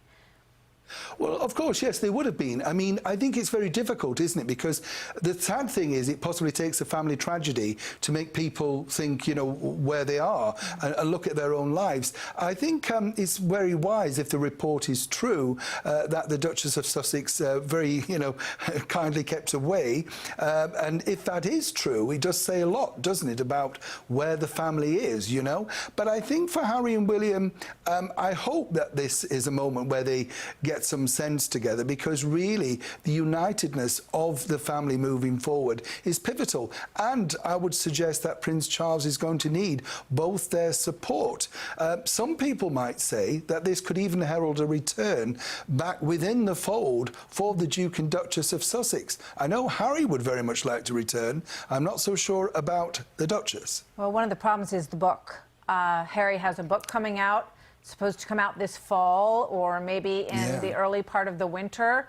But there was even a suggestion that William did not feel, that he wanted to speak freely in front of his brother until that book came out. I don't know if that's true, but you've definitely seen some hesitation in interaction between them in recent months. Yeah. Clearly, since the Oprah interview. It's true, Martha. No, that is true. I mean, what you have to think about is, if you have those private conversations, even Prince Charles, Camilla, whatever, anything can be repeated back. And unfortunately, what I would say, it's very sad in a sense that, as we've seen, there are so many mistruths that have been put out there that really, if you're in William's shoes and one day in the fullness of time will become king, he can't risk any of that, Here is a man with a destiny that he knows.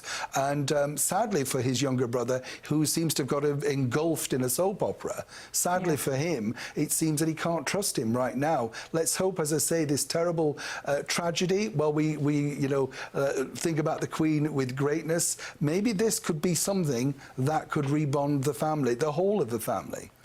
Yep. Neil, I'm going to leave it there. I know we're going to be talking a lot in the coming days, and we'll get some more details about when exactly. The funeral is expected to be about 10 days out, which would put us around September 17th. But I will be over there with you shortly, and I thank you very much for being here today. Thank you, Neil. A pleasure, Martha. Thank you. Joining me now is Dominic Green, contributor for the Wall Street Journal and fellow of the Royal Historical Society. He's covered the royal family since 2015, and he writes today, the second Elizabethan age is over. Two great women who left an enormous mark on the United Kingdom, and now the second Queen Elizabeth has passed. Dominic, welcome. Good to have you here today. Your thoughts as we watch all of this. Good to be here. It's quite astonishing. It is a terrible shock. It cannot be a surprise. Obviously, we had known the Queen had been ill for a while.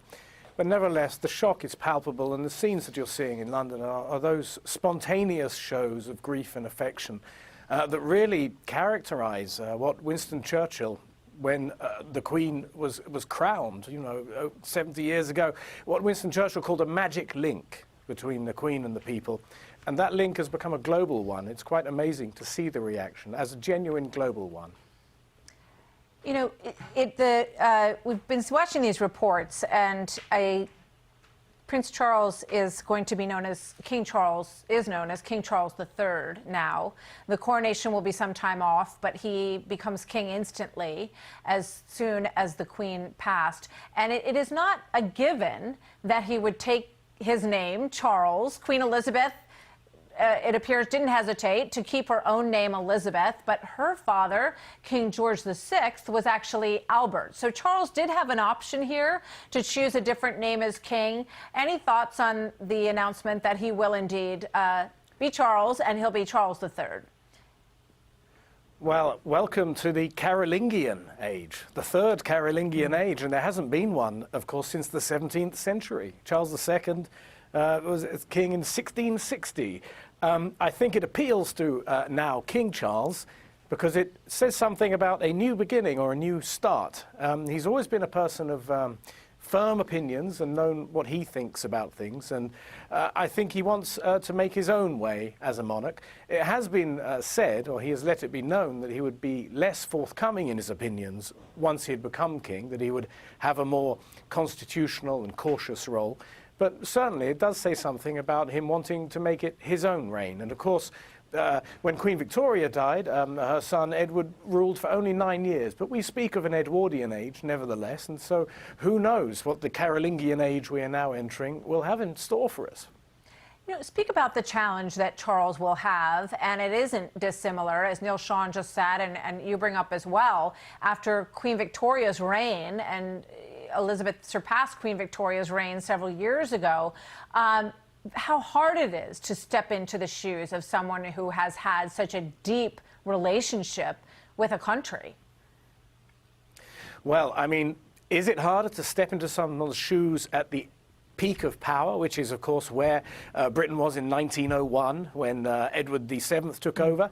Or is it harder to step in as Elizabeth II did in 1952 when Britain was really at the bottom? It was in ruins, literally, after the Second World War. Things are not going great in Britain now, but nevertheless, the relationship between the royal family and the people is extremely solid.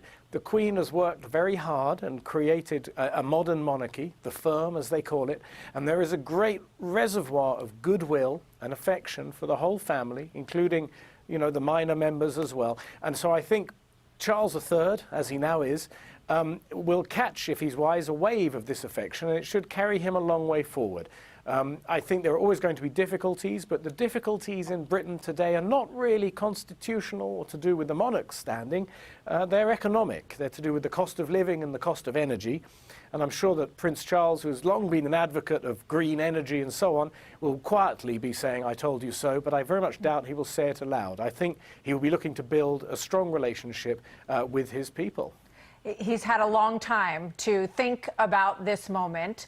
Give us a sense of what you expect from him. He's expected to leave Balmoral tomorrow and come to London, come down to Buckingham Palace. What do you expect from him? And give us any sense that you have so far of how this is all going to lay out. The Queen died at Balmoral in Scotland, and that brings with it some issues of its own in terms of what happens in the coming days. That's right. They will have to bring the body down to the south of England, probably by plane or train. King Charles, as he now is, if he is well advised, will meet the people who have gathered outside the palace and speak to them as one human being to another. It's a very strange business to be a monarch. You are a human being, but you're also a living symbol. And the sooner the new king shows that he has that ability, which he has shown before, to bridge that gap, the easier the transition will be in the affections of the public. Meanwhile, this enormously complicated machinery, which has been very carefully planned, Operation London Bridge, will move forward. There may or may not be a lying in state. Again, I feel that would be a very positive and sensible thing to do, to allow people to pay their respects. There is still a great amount of grief in Britain after COVID-19, and this sort of thing will give people a chance to express their loss, personal and national. And then there will be the state funeral, which, you know, is one of those things that the British do still excel at. They are very good at the ceremonials, whether it's births, marriages or deaths. And that will be one of the great events of our time, really, one of the great things to remember. And then further down the line from that, there will, of course, be the coronation of Charles III. And that is a way off, but that, too, will be quite a spectacular event in its own way. And each of these things will bring people together on new terms. So it's going to be an enormously complicated transitional period. My instinct from watching this family, and you've watched all of it extremely closely, is that it might be likely that it's a train, that train going from the Highlands to London would be reminiscent of what Americans think of as the train that brought Abraham Lincoln's body back. It's a very significant form of travel that would give the Queen sort of that opportunity, having passed, to go through that route. Do you expect that that's likely what will happen? I would hope that it is, because you're quite right. It is the method that would give the most people the chance to show their respects along the way. This was a person who was so popular, actually more popular than the very idea of monarchy. She had higher ratings than the institution itself. There are 65 million people in Britain, and almost all of them will want to show in some way what it meant to them to have known her, and they did feel that they knew her. We all did. You know, we knew nobody else, and this was a constant presence in our lives, even when everything else changes. So I think the chance to say goodbye will mean an enormous amount to an enormous number of people. Well, we expect we'll start to get some of these details in the coming hours, perhaps. Now it's evening, it's 8:28, huge outpouring of people gathering in front of Buckingham Palace, and it's going to be an extraordinary number of people who are flooding into that area and into London over the coming days. And Dominic, we look forward to talking with you more about this as this period of mourning and the funeral move forward. Thank you so much. Thank you, Martha. So we have some new video to show you just in from Buckingham Palace. Listen to the crowd outside singing God Save the Queen.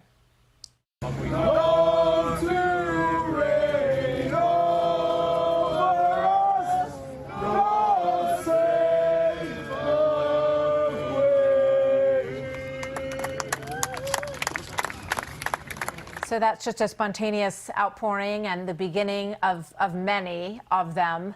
Night has fallen now at Buckingham Palace as we mark the passing of Queen Elizabeth II, and it comes as her kingdom is dealing with what the Wall Street Journal calls a, quote, economic and energy mess, which you just heard referred to. Piers Morgan used some more colorful language to describe the state of his homeland just a couple of days ago, and we spoke with him about that. He talked about what Liz Truss had cut out for her as she takes over, and what a first couple of days she will have as the new prime minister. Through a fictional work that approximates a certain amount of what they did and imagines what they might have felt, but we don't really know if that gives us more insight into the Queen, but it makes the public feel closer to her because we feel like we've been the fly on the wall watching that. So in some ways, perhaps the fictionalized monarchy that came out of the crown is in some ways more important to our feeling of knowledge about the crown than the inscrutable Queen herself. You know, I was looking at Twitter as well. This tweet, it just really struck out to me. So King Charles would become King Charles III.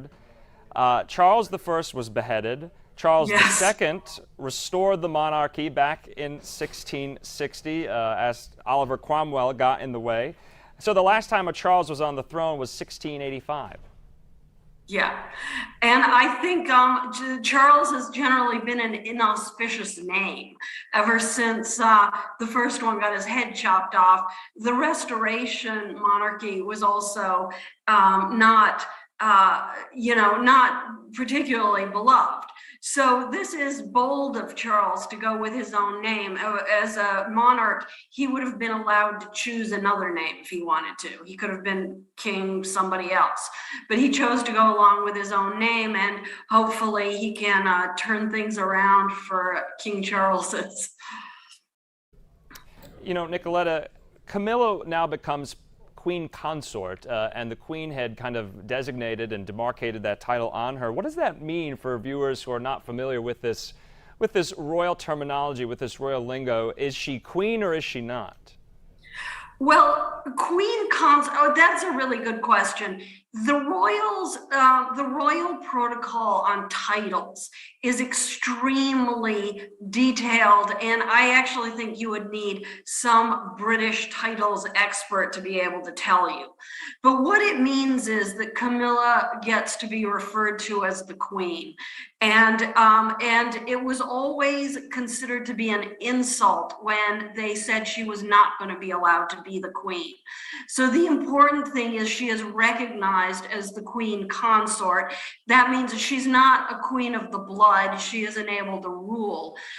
Prince Philip was Prince Consort. So it's a very important title. But it's not quite as good as being the Queen itself. There is a qualification in it, I think, that people recognize, but it's better than what anybody thought she'd get after she and Charles married on at the time of after Diana's death and at the time of the horrible divorce and all the rest of it. So it's a step up from where she thought she'd be, but it's not quite as good as being a queen. And you think about, too, speaking of relationships, I know that we've already been having reaction come from some of our world leaders, here in the United States, and a lot of them then will fly overseas to attend the funeral. Any insight on who may be speaking at her funeral, sharing some of those stories of just some interactions that they may have personally had with Queen Elizabeth? That's very interesting. I think it's going to be a very scripted funeral. The Queen herself will have had a large hand in choosing who is to speak and what is going to be played in terms of music. Remember how at Prince Philip's funeral, he designed the Land Rover that carried his body to the church. So these things, these royal funerals are in planning for a long time with the actual dead person participating in the funeral.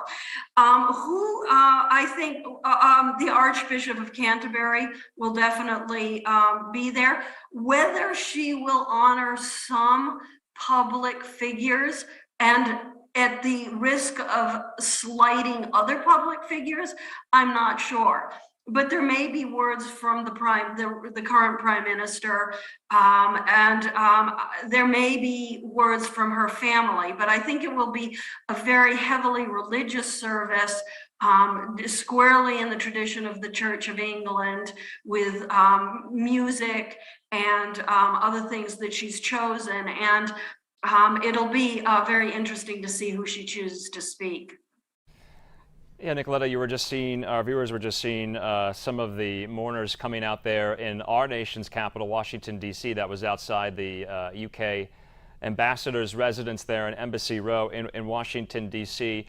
And let's go into some more, Nicoletta, of these historical parallels. We're coming up on the 21st anniversary of the 9/11 terror attacks this weekend. The UK was so, incredibly there for us as the special relationship endured during that very, very difficult time for our country here. And I've been seeing clips of the Royal Guards outside of Buckingham Palace playing the national anthem. They had a very, very somber and poignant ceremony at Westminster Abbey in the wake of the 9/11 terror attacks.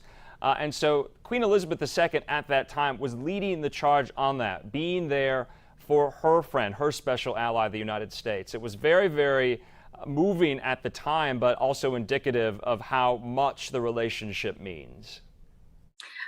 Yes, I think you're absolutely right about that. And I think that the United States and Great Britain, we talked earlier about the special relationship between the two countries, something that was really pushed by Winston Churchill, who came up with the phrase, the special relationship. And the Queen has really taken that to heart. And I think one of the ironies, of course, is that America broke away from Great Britain during the American Revolution. They were enemies in the War of 1812, but that gradually, particularly during the 20th century, as two English-speaking democracies, they've become close together. And they were allies in World War I, they were allies in World War II, and now they're allies with during the Russian invasion of Ukraine. And that NATO alliance that was developed as a move against communism in the post-Second World War period, Britain and the United States have been incredibly important foundational members of that. The Queen's own warm regards for the United States, her generosity in hosting dinners and balls and things for presidents, and then, of course, her heartfelt compassion after 9/11 are all things that have made her close to our hearts. And I think that one of the things that was so interesting in the Jubilee when we covered that was how many Americans traveled to London at the most crowded time, the most expensive time, because they just wanted to be there to see the Queen and to celebrate her 70th year on the throne. Quite ironic, considering that America was a revolutionary breakaway and the first of Britain's colonies to really shake off the shackles of imperialism. That's right, Nicoletta. I just want to talk about the weather. It looks like it's raining there. You can see the rain droplets on the camera, many now with umbrellas in front of Buckingham Palace. And it's been raining on and off all day like it does in London. But there was a moment outside of Buckingham Palace where the skies cleared, they became blue, and I've been seeing just this incredible photos of a rainbow forming over Buckingham Palace. I don't want to look too much into that, but what a moment and what timing for something like that. to happen upon the news of the Queen's death. It was almost happening concurrently. But you can see there so many of the crowd in the thousands gathering outside of Buckingham Palace. Though, Nicola, let's talk about the values that the Queen espoused for 70 years. Duty, honor, putting those before yourself, putting your country before yourself, not seeking fame or acknowledgement or reward, but a sense of grace and duty that some would argue is on the way out. I think that's so true, Andrew. I mean, I think she represented all those things. And she is also emblematic of a generation. We call it the greatest generation in the United States. We think about that generation that sacrificed their lives in the Second World War dutifully and without complaint, and to basically save democracy in Europe. And she participated in the Second World War. She was a territorial a soldier, and she worked at home to participate in the war effort, as many women did at that time. And she is a connection. She is a member of the greatest generation. And so the Queen exemplified that idea of duty and country and patriotism and honor and self-sacrifice. And she was very old, 96, part of a generation that we're losing. And I think that it is very apparent to all of us, and one of the reasons it's so upsetting when someone like the Queen dies is because there's still our connection, as thin as that connection is becoming over time with so many deaths. There are connection to a time that many people look back upon and think of as a better time, when we had better values, where we were more considerate of each other, where we were more generous, where patriotism wasn't sort of a dirty word. And now what we have seems to be more factional and disagreement with one another that has become so intense that in some ways, sometimes it spills over into hatred. So I think when we lose someone of that generation, a generation able to reconcile and embrace in a very broad way, it's extremely jarring. And I think it is interesting that I think for Americans, the Queen is almost as beloved a figure as she is for many in the UK. And speaking of that beloved figure, I know we kind of touched on what kind of reign Charles may now have in his years to come, but do you think that it's beneficial that he's filling this role after people have been in love with the Queen, or does he have a bigger challenge ahead of him because of that? Well, I think he has a bigger challenge ahead, Christy. I think that's absolutely right. Charles and Camilla are not particularly beloved. They don't have any of the charismatic qualities that the Queen has. They aren't beautiful. And I think I mentioned this another time, which is one of the things that a female royal in particular can do. The crowns, the gowns, all of the rest of it. We follow Kate, we even follow Meghan, despite the fact that she doesn't want to be a princess anymore. Well, she sort of does, but that, I guess, is a different story. And it is that something about that glamour that that is very attractive. And for a monarch to wear a crown and all these other things is something that seems to connect us not with just the Second World War, but it connects us with 1,000 years of history. But it translates really well in an age that is now centered around television and social media and all the rest of it. And I just don't see Charles and Camilla having that telegenic quality. Charles wants to be down to earth. He wants to be more relatable. He wants a less extravagant monarchy.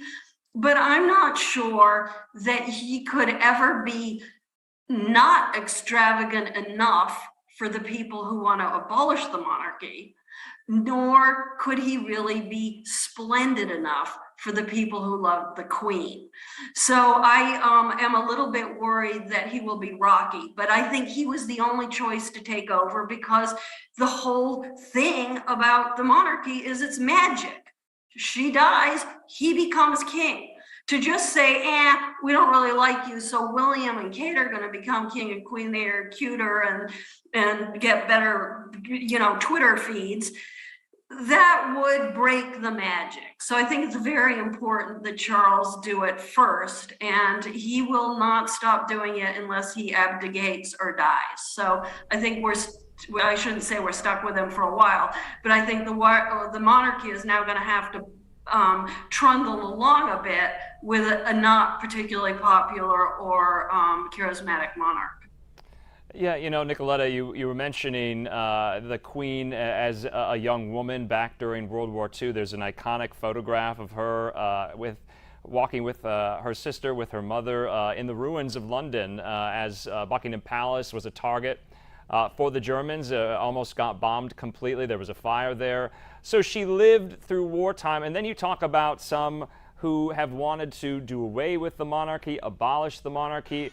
One, Liz Truss, also held that view once upon a time, I think back in her college days, to which she has disavowed that. And then you see her meeting the Queen just on Monday as she became the next prime minister. So that is so interesting. But of course, we can't gloss over the fact that the line of succession is there, but they haven't done it in 70 years. They haven't had a coronation, they being whoever puts that on, the Church of England, the royal family, staffers at the palace.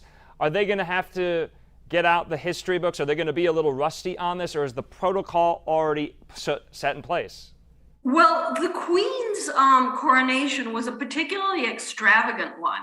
And I think that she herself understood that the country, after the austerity of World War II, people were rationing clothes, rationing food, things like that. And that even lasted past the war itself.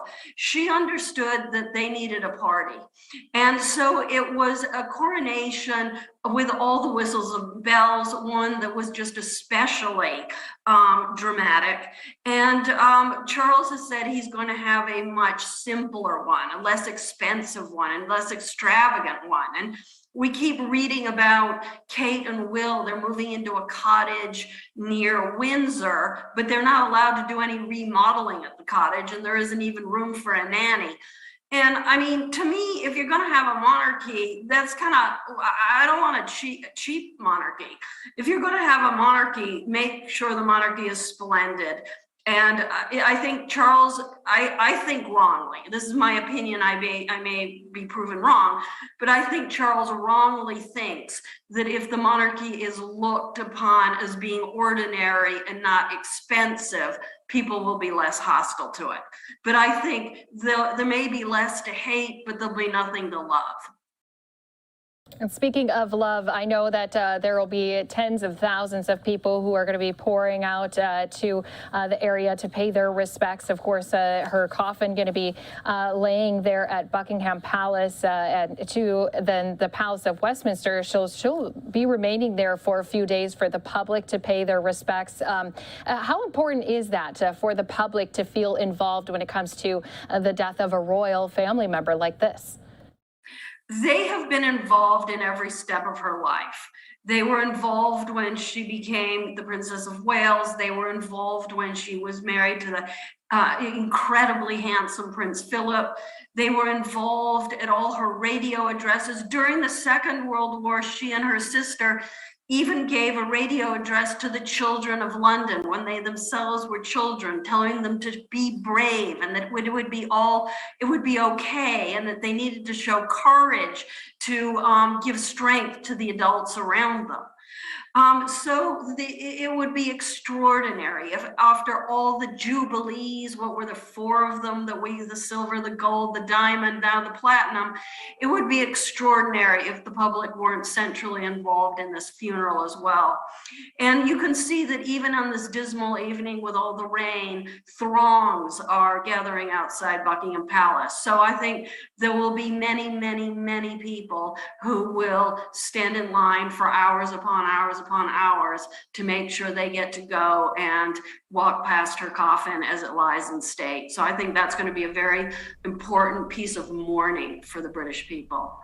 Yeah, Nicoletta, to that point, though, we had been talking, and we were talking to some people in London earlier, that everyone there, if someone from the United States or some other country is visiting, that's really one of the first questions they ask people when they encounter them in the UK.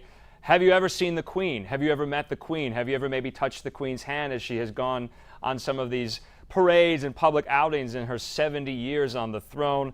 And so I think it's safe to say that if they don't have a story about the Queen, they would want one. But there are so many people who have a story. They caught a glimpse, or one of their friends got to meet her at a garden party. And so she has been a ubiquitous presence in the public's consciousness, but also so present as well.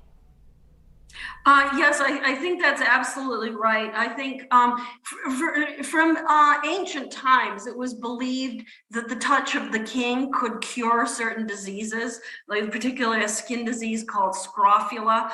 When Charles I's head was chopped off, when they beheaded him, Oliver Cromwell was also trying to behead the idea of majesty.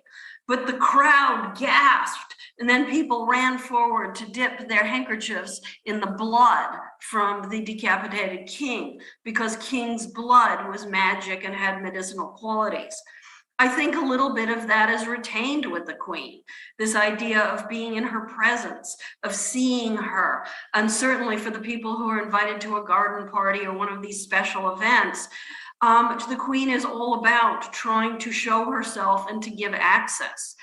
The idea of royal patronages is that these charities and other good works can benefit because a member of the royal family comes along, and that brings the media, and so it brings them public attention. And the Queen has been very, very dutiful about going to the Commonwealth, that we're seeing pictures of that now, to link the Commonwealth to the Crown, going to all corners of the United Kingdom to cut ribbons and to be seen. And so I think that those times when people remember, even if they didn't see her, well, she came to our town and cut the ribbon for an opening of a new orphanage or something like that, people remember that fondly. So I think she used her own mystical body, if you will, to be present in many, many places, and it helped bind people to her. Nicoletta, I want to talk about the pop culture phenomenon that she was, because she was really plastered all over. Her image, her likeness was everywhere you look, not only in the UK, but in so many other places, especially around the Commonwealth. She was on money, she was on bills and coins and flags and memorabilia in gift stores and gift shops in London. Her image was everywhere. And I think it really is safe to say that she is the most, or was the most recognizable face, likeness, and image in the world. Would that be too hyperbolic? What do you make of that? I think that you're probably right. I mean, she's probably as ubiquitous as the Coke can and the Big Mac, right? And I think one of the things about the monarchy that I think sometimes Charles perhaps forgets, it's a $1 billion industry. And people are buying these images, they're coming over to wave flags at the Jubilee or whatever, because this Queen is something special and something exciting. And I don't think people want an ordinary person, but there's something iconic about her. And even the people who look upon her as more of a meme than a source of reverence, everybody recognizes her, everyone knows who she is. And her popularity in the United Kingdom is astounding. It's very, very high. She is the highest rated member of the royal family. And I think something I wanted to just get maybe some of your insight on is when these days are coming in after her death, and we're seeing the royal family make some appearances out in public. We know back from all of our tributes to, especially since we just had the anniversary of Prince Diana's death, they're really held to a different standard. Is that what we're going to be seeing once again from the royal family? I remember some of the rules were, you can't be crying in public. You had to still go out and greet all of the people, no matter how tragic the death may have been. But of course, in this situation, 96 years old, as we've been pointing out before, kind of expected at some point here in these next years to come. That's a really a very good point. And that is also a very interesting point, because all those rules about behavior, about restraining emotion, about never complaining and never addressing the mean things that have been said about them, we're seeing Harry and Meghan go just full-on attack on that modus operandi. They're saying that it was cruel to not allow them to show emotion or to be unhappy or to be sad. So I think we have within the royal family itself now a bifurcation about the old stoic mode that the Queen held to very firmly, of not showing too much emotion, of just making sure that she carries herself in a self-restrained manner, to a kind of new idea of a more emotive royal family. And it's hard to tell where things will be. Will definitely seems to be on the stoic side of things. I'm not always sure it's clear with Charles. Charles, in fact, had this earth-shattering divorce with Diana because he was so madly in love with Camilla. That's not an unemotional thing to do. That's not the path of duty over the path of love. So Charles himself may be a bit of an emotional guy. And the other thing is that in recent years, since the death of Diana, we've seen the Queen smile more and try to project a warmth more than she used to sort of during her middle ages, when she really tried to look to not show emotion at all. So we've seen a little bit of a change there as well.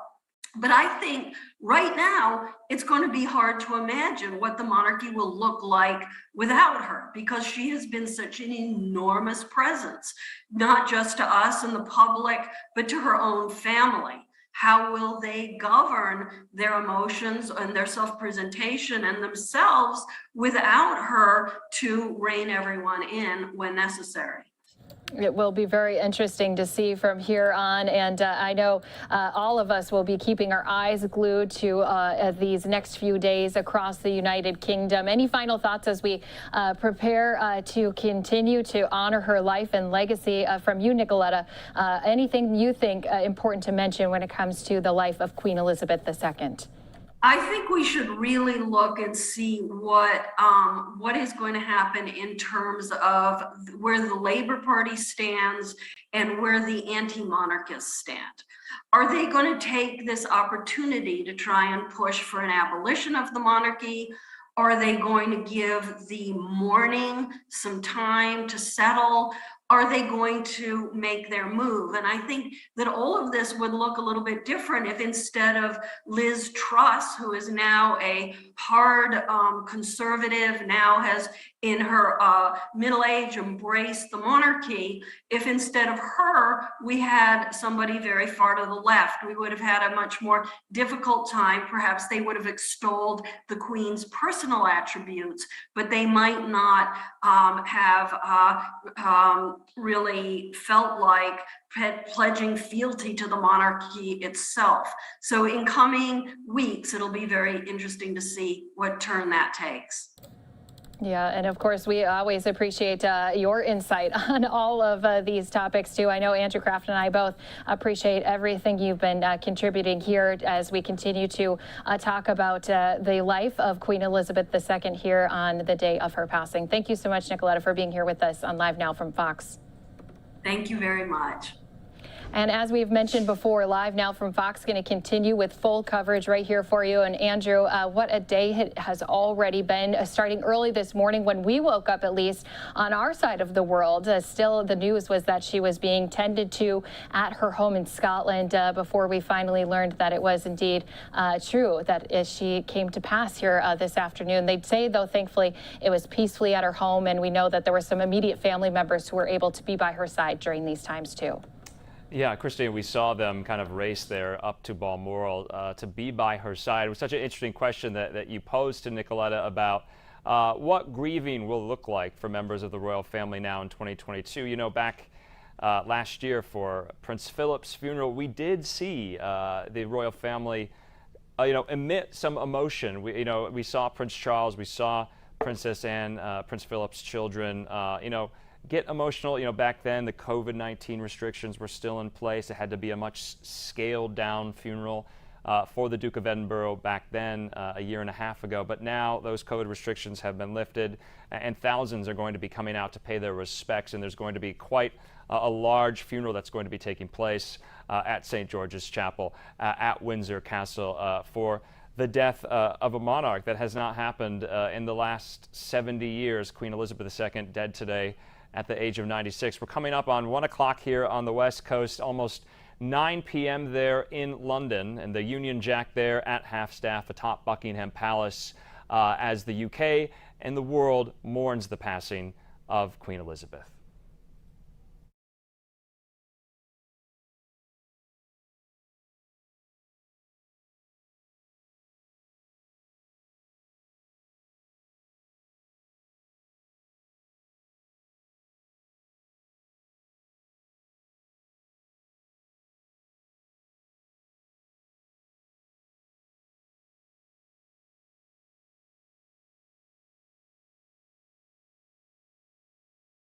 So thank you again to everyone who has been watching here with us on Live Now from Fox. Boy, we have been bringing you the best pictures from all across the country, around the world, here again in London, but also bringing you pictures of other tributes that are being paid, like here in the United States outside of the British Embassy in Washington, D.C. You can see flowers starting to arrive and be placed around the flag. And of course, we'll continue to keep an eye on all of these live pictures coming in here, as well as playing out more of those latest condolences that are being sent out by world leaders, by also some of the very famous people who had the pleasure of meeting Queen Elizabeth II. So thank you again for being here with us on Live Now from Fox as we continue our coverage on the Queen's death. We will step away for a brief break, but don't worry, in just 2 minutes, we'll take you out to our Fox 11 team as they remember the life of Queen Elizabeth.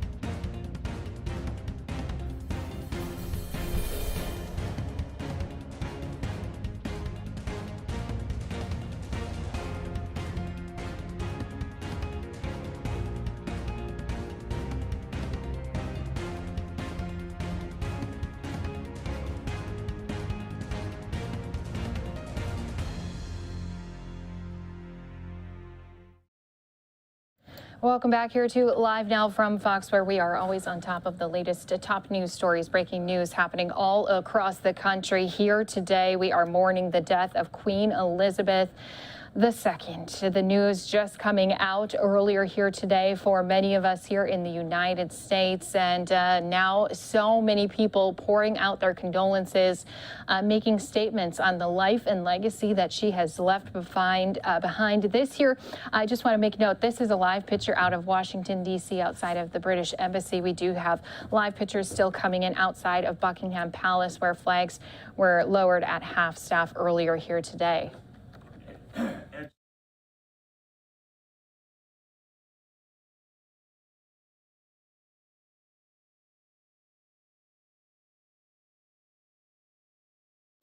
And as we're taking a look at flags at half-staff, yes, indeed, even here in the United States, our flags also have been lowered to mourn the death of Queen Elizabeth. After 70 years on the throne, of course, she has left behind many memories for people to look back on. Let's go ahead and bring you just some more into her life and into the royal family with our Fox 11 team.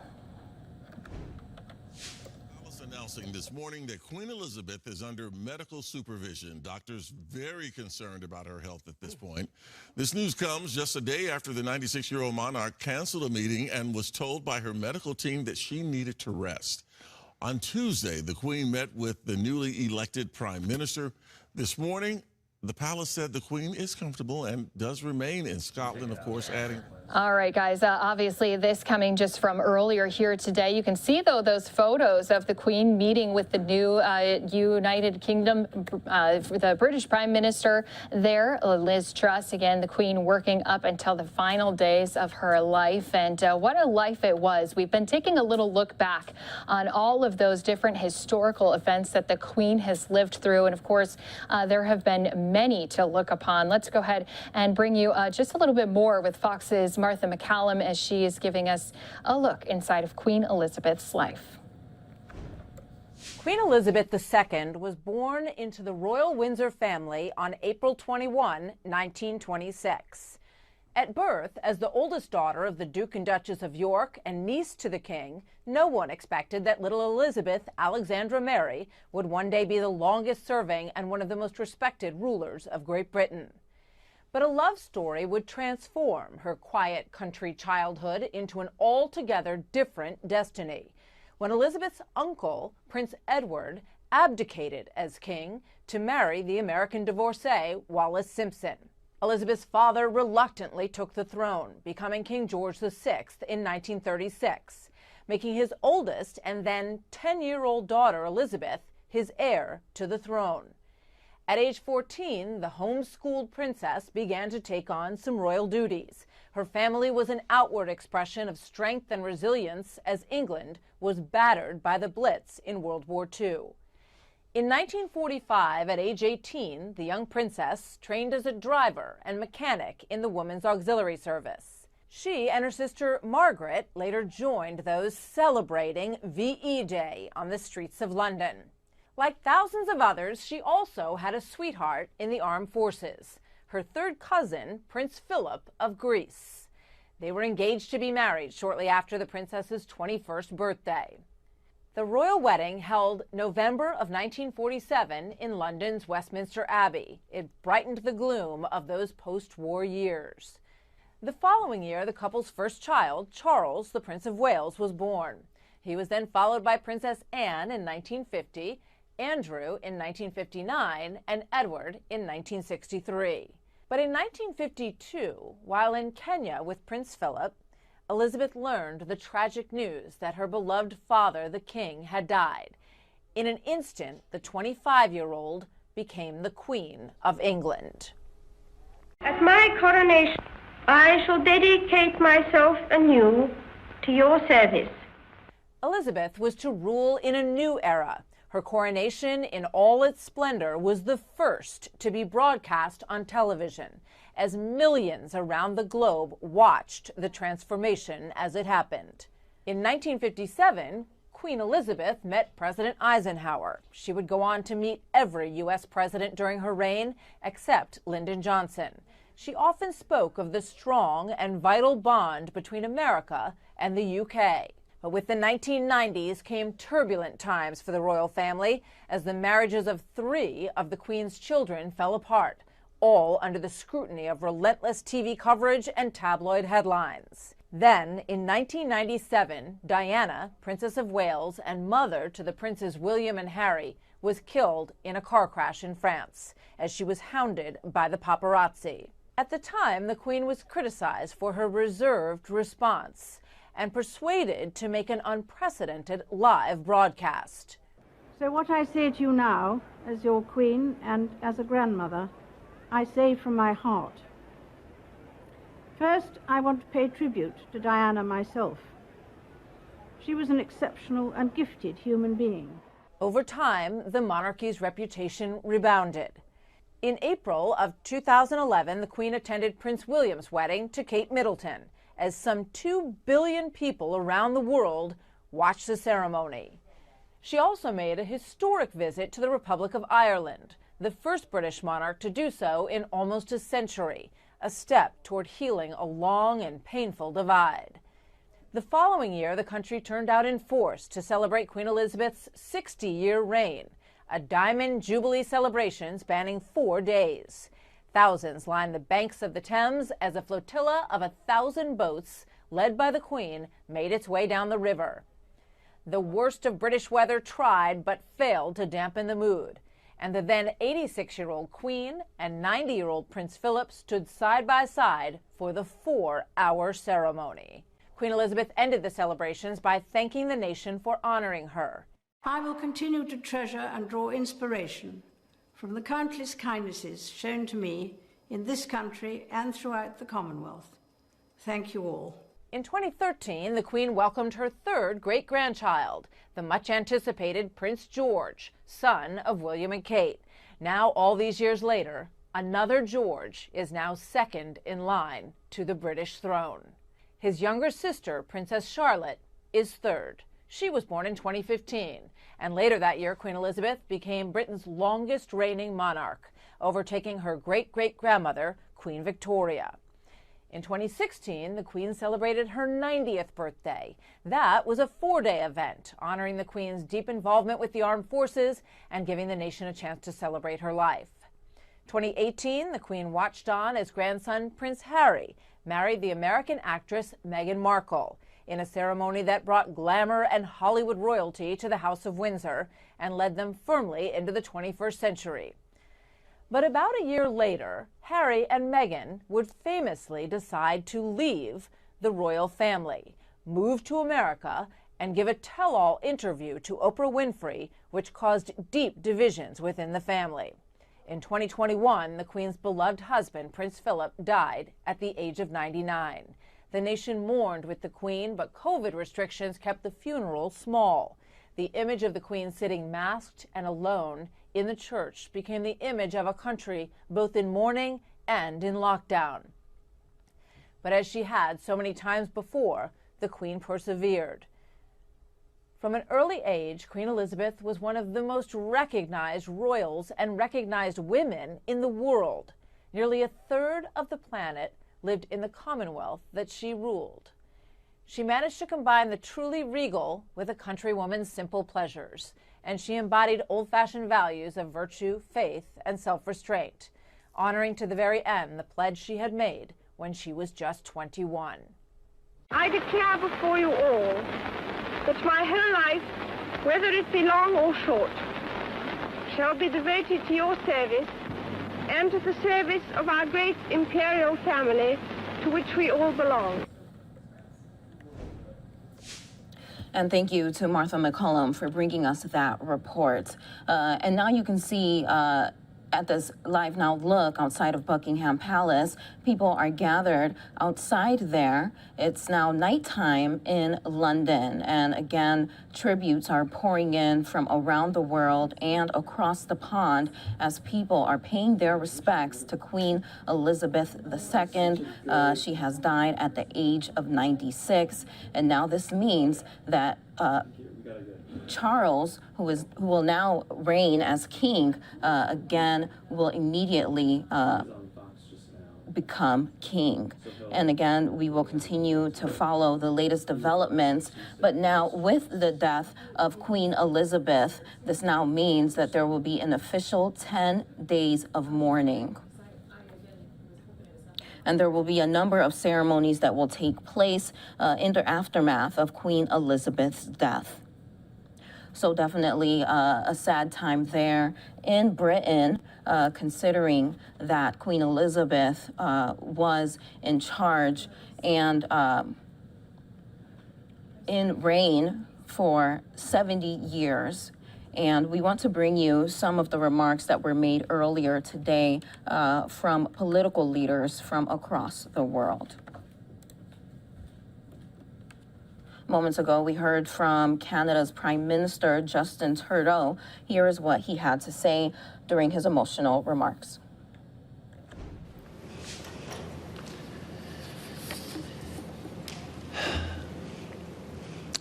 It is with the deepest of sorrow that we learn today of the passing of Her Majesty, Queen Elizabeth II.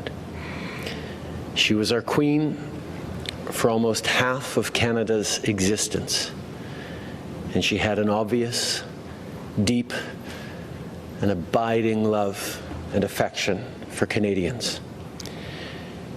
She served us all with strength and wisdom for 70 years as we grew into the diverse, optimistic, responsible, ambitious, and extraordinary country we are today.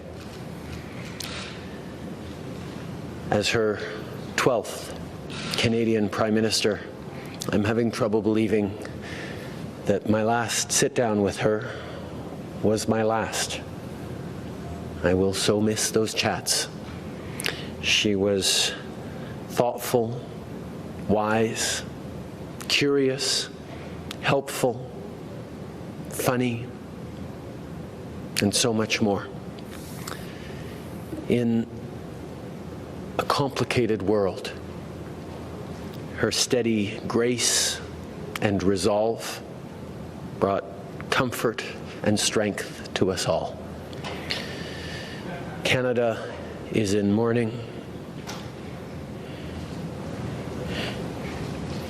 She was one of my favorite people in the world, and I will miss her so.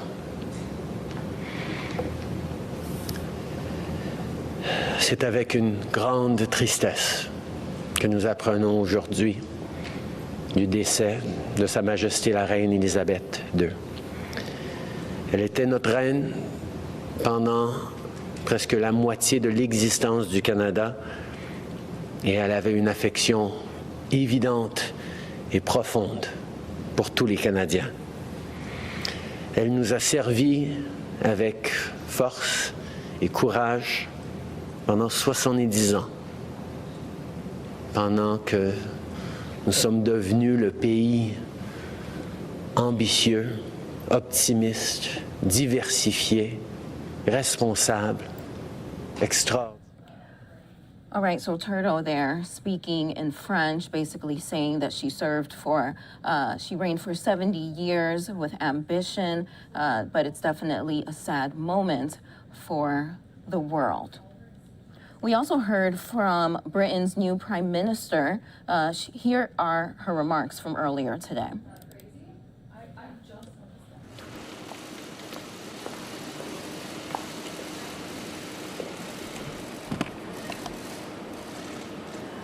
We are all devastated by the news that we have just heard from Balmoral. The death of Her Majesty the Queen is a huge shock to the nation and to the world. Queen Elizabeth II was the rock on which modern Britain was built. Our country has grown and flourished under her reign.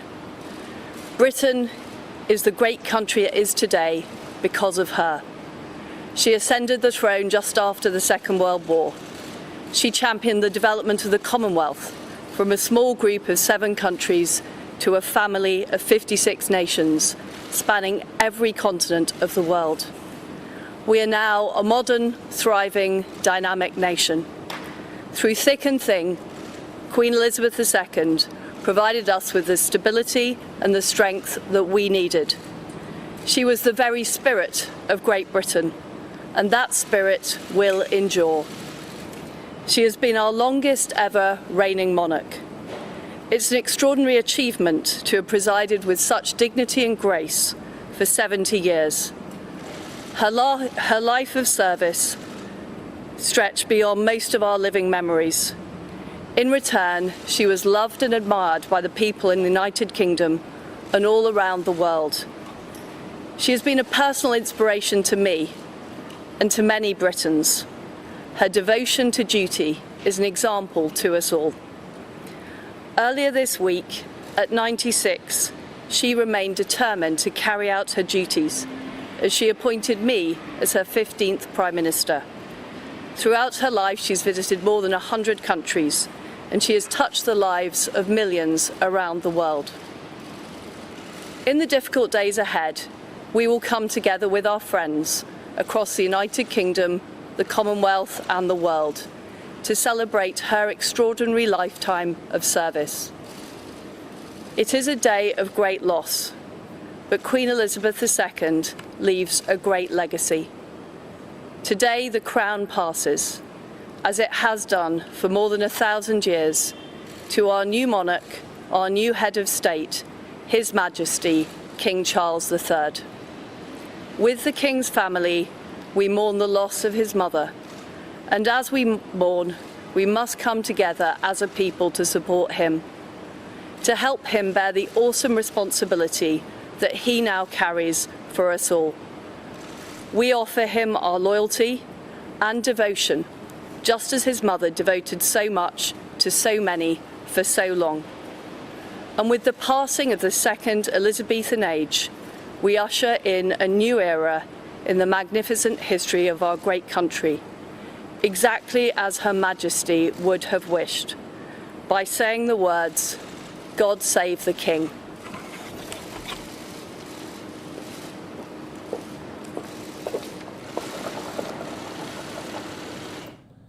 All right, and now we want to show you a live now look outside of the White House.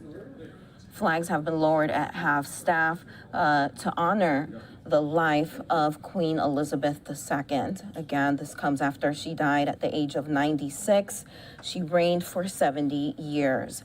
We're going to take a short break here on Live Now from Fox. We will bring you more top stories from across the world in just 2 minutes.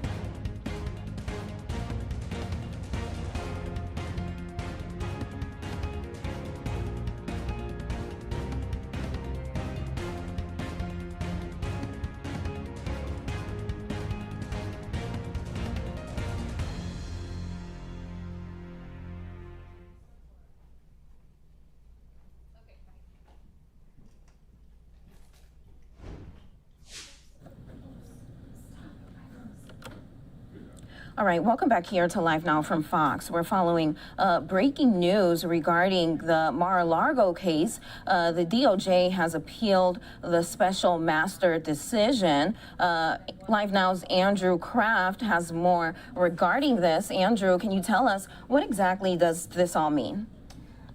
Yeah, surely. So right now we're getting some breaking news in from the Department of Justice. You're looking at video from that August 8th FBI raid at Mar-a-Lago. So this is what we're learning. The DOJ is telling Judge Eileen Cannon, requesting that the judge grant a stay or delay to the special master process, or they are going to appeal. So They want a stay or a request for delay, or they are going to appeal this decision last week that came down, remember, by Judge Eileen Cannon, granting the Trump team's request for a special master. Now remember, the special master is this independent reviewer. We don't know who it's going to be yet. We've been bringing on legal experts to possibly tease out who the judge might appoint. Usually it's a retired judge or something to that effect. And so that hasn't been done yet, because now, and it probably won't be done for some time, that the DOJ has requested this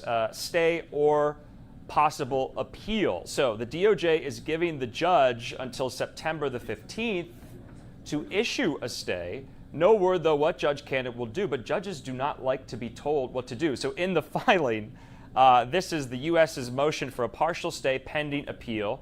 The U.S. respectfully moves for a partial stay pending appeal of the court's September 5th order.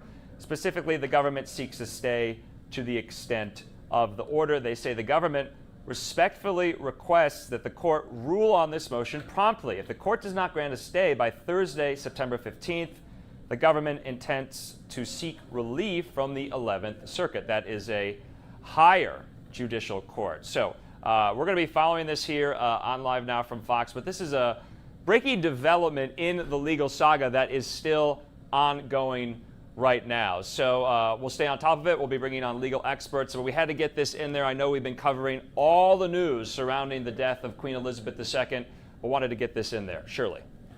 All right, Andrew, thank you so much for breaking that down for us. Again, it's a situation, a story, a case that we will continue to follow here on Live Now from Fox. We're going to take a short 2-minute break. We'll have more right after this.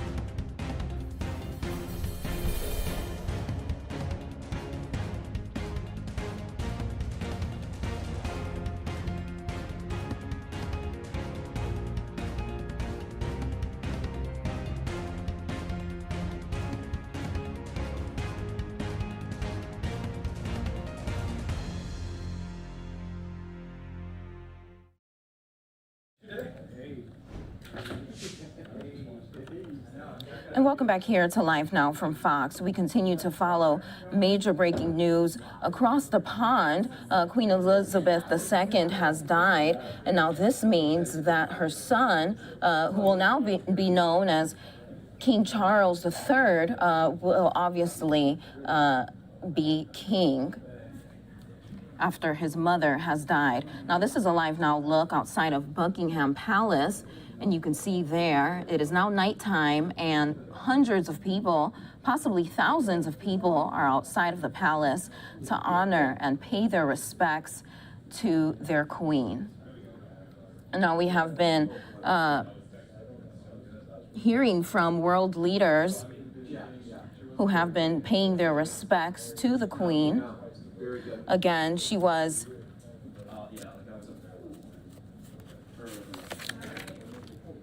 the longest serving monarch for 70 years, since she was 26 years old. And she died earlier today at her estate in Scotland. Now, she was under medical supervision at her estate. Again, that was at Balmoral Castle. And earlier today, according to the royal family, her family members were along her side, those being her children and grandchildren. Now, at the moment of her death, again, her son, Charles, immediately became king. Now, there will be a process for him to be proclaimed as king, but that will not happen, officially happen for a few months. Now, there will be an official 10 days of mourning.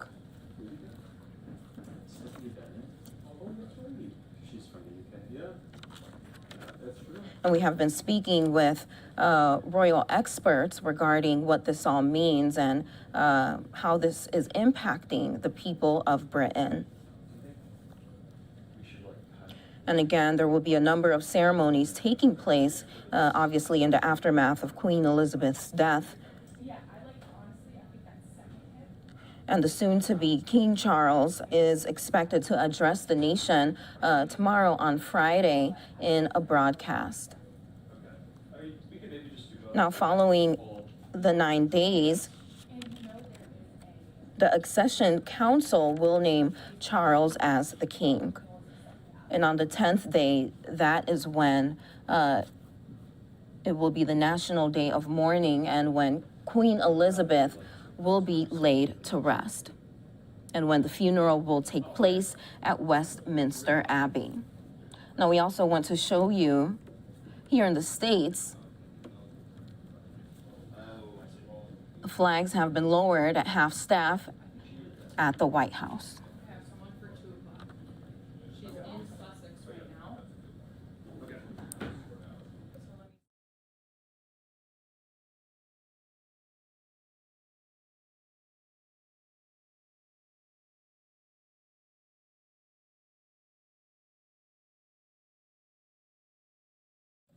And people across the world have been reacting to the Queen's death,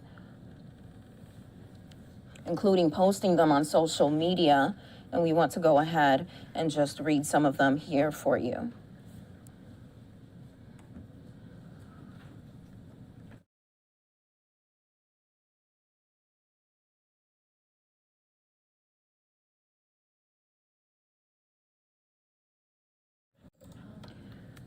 Of course, we have heard from President Biden. We have heard from former President Obama.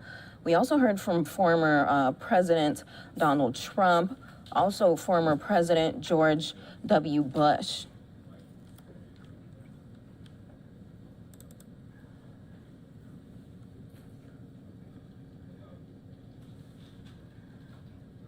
All right, and this is one of the first reactions from Tottenham Hotspur. Joins the nation in mourning the death of Her Majesty Queen Elizabeth II. The club should like to extend its condolences to all members of the royal family at this sad time. And then here are the remarks, the condolences from former President Bill Clinton. It reads, "My thoughts and prayers are with the royal family and all the people Her Majesty inspired throughout her lifetime and service." Meantime, President Biden releasing this statement. It reads, "Her Majesty Queen Elizabeth II was more than a monarch. She defined an era. In a world of constant change, she was a steadying presence and a source of comfort and pride for generations of Britons, including many who have never known their country without her. An enduring admiration for Queen Elizabeth II united people across the Commonwealth. The 7 decades of her history-making reign bore witness to an age of unprecedented human advancement and the forward march of human dignity." It goes on to say she was the first first British monarch to whom people all around the world could feel a personal and immediate connection, whether they heard her on the radio as a young princess speaking to the children of the United Kingdom, or gathered around their televisions for her coronation, or watched her final Christmas speech or her Platinum Jubilee on their phones. And she, in return, dedicated her whole life to their service. Supported by her beloved Prince Philip of 73 years, Queen Elizabeth II led always with grace and unwavering commitment to duty and incomparable power to her example. She endured the dangers and deprivations of a world war alongside the British people and rallied them during the devastation of a global pandemic to look to better days ahead. Through her dedication and her patronage and charities, she supported causes that uplifted people and expanded opportunity. By showing friendship and respect to newly independent nations around the world, she elevated the cause of liberty and fostered enduring bonds that helped strengthen the Commonwealth, which she loved so deeply, in a community to promote peace and shared values. Queen Elizabeth II was a stateswoman of unmatched dignity and constancy, who deepened the bedrock alliance between the United Kingdom and the United States. She helped make our relationship special. That very lengthy statement from, again, President Biden. We also have more statements that came in. This one from Ipswich Town Football Club says, is truly saddened to learn the passing of Her Majesty the Queen Elizabeth II. Our thoughts are with the royal family at this difficult time. And then this one from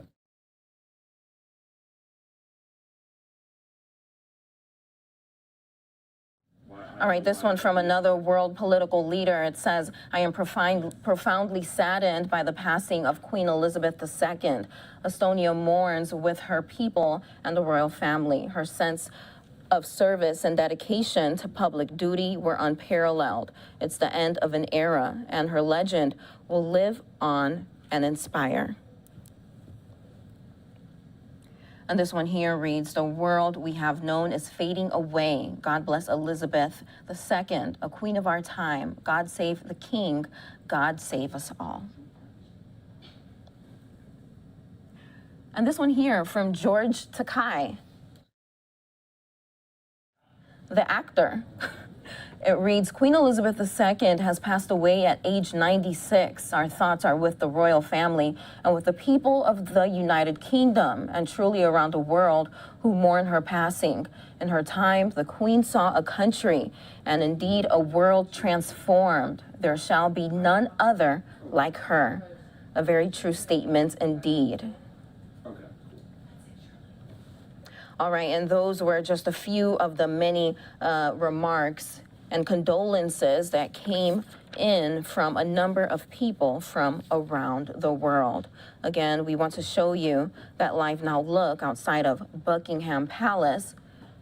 A number of people outside paying their respects. You can see it's nighttime and it appears to be raining outside there, but that isn't stopping people from going by to remember their long reigning queen. We're going to take a short break here on Live Now from Fox. We'll have more on this situation in just 2 minutes.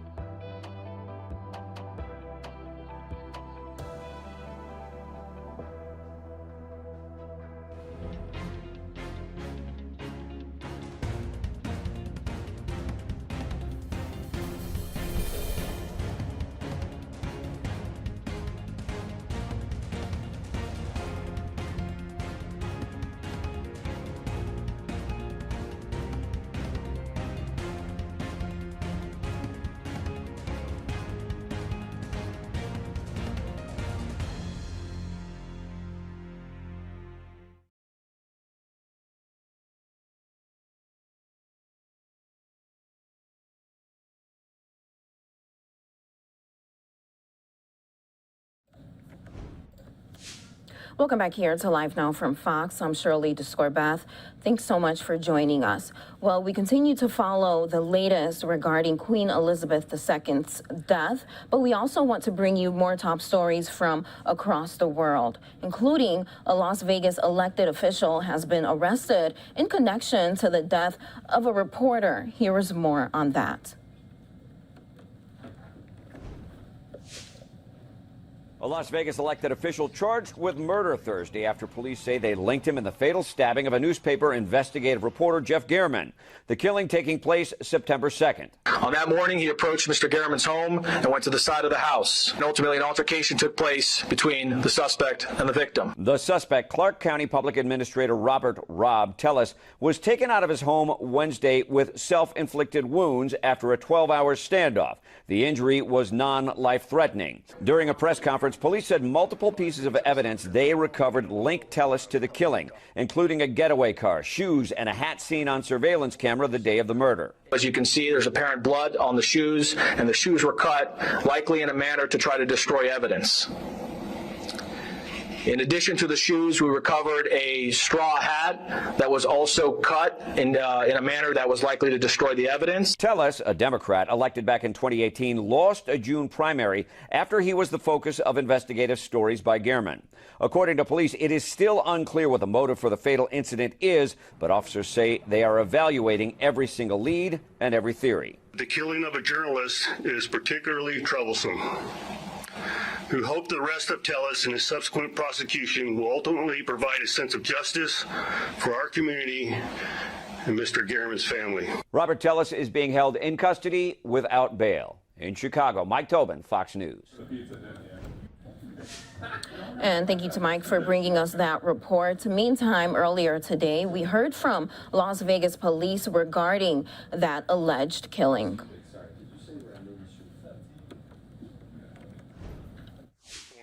So I appreciate everybody taking the time to come together and talk about this important matter.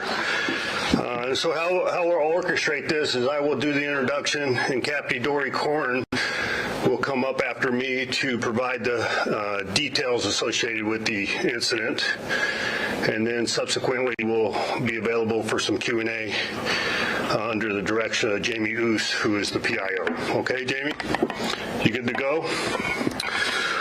All right, good morning, everyone. I'm obviously Sheriff Joseph Lombardo.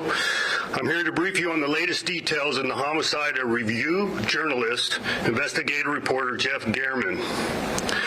First and foremost, I want to offer my condolences to the Jeff's family, friends, and co-workers at the Review Journal.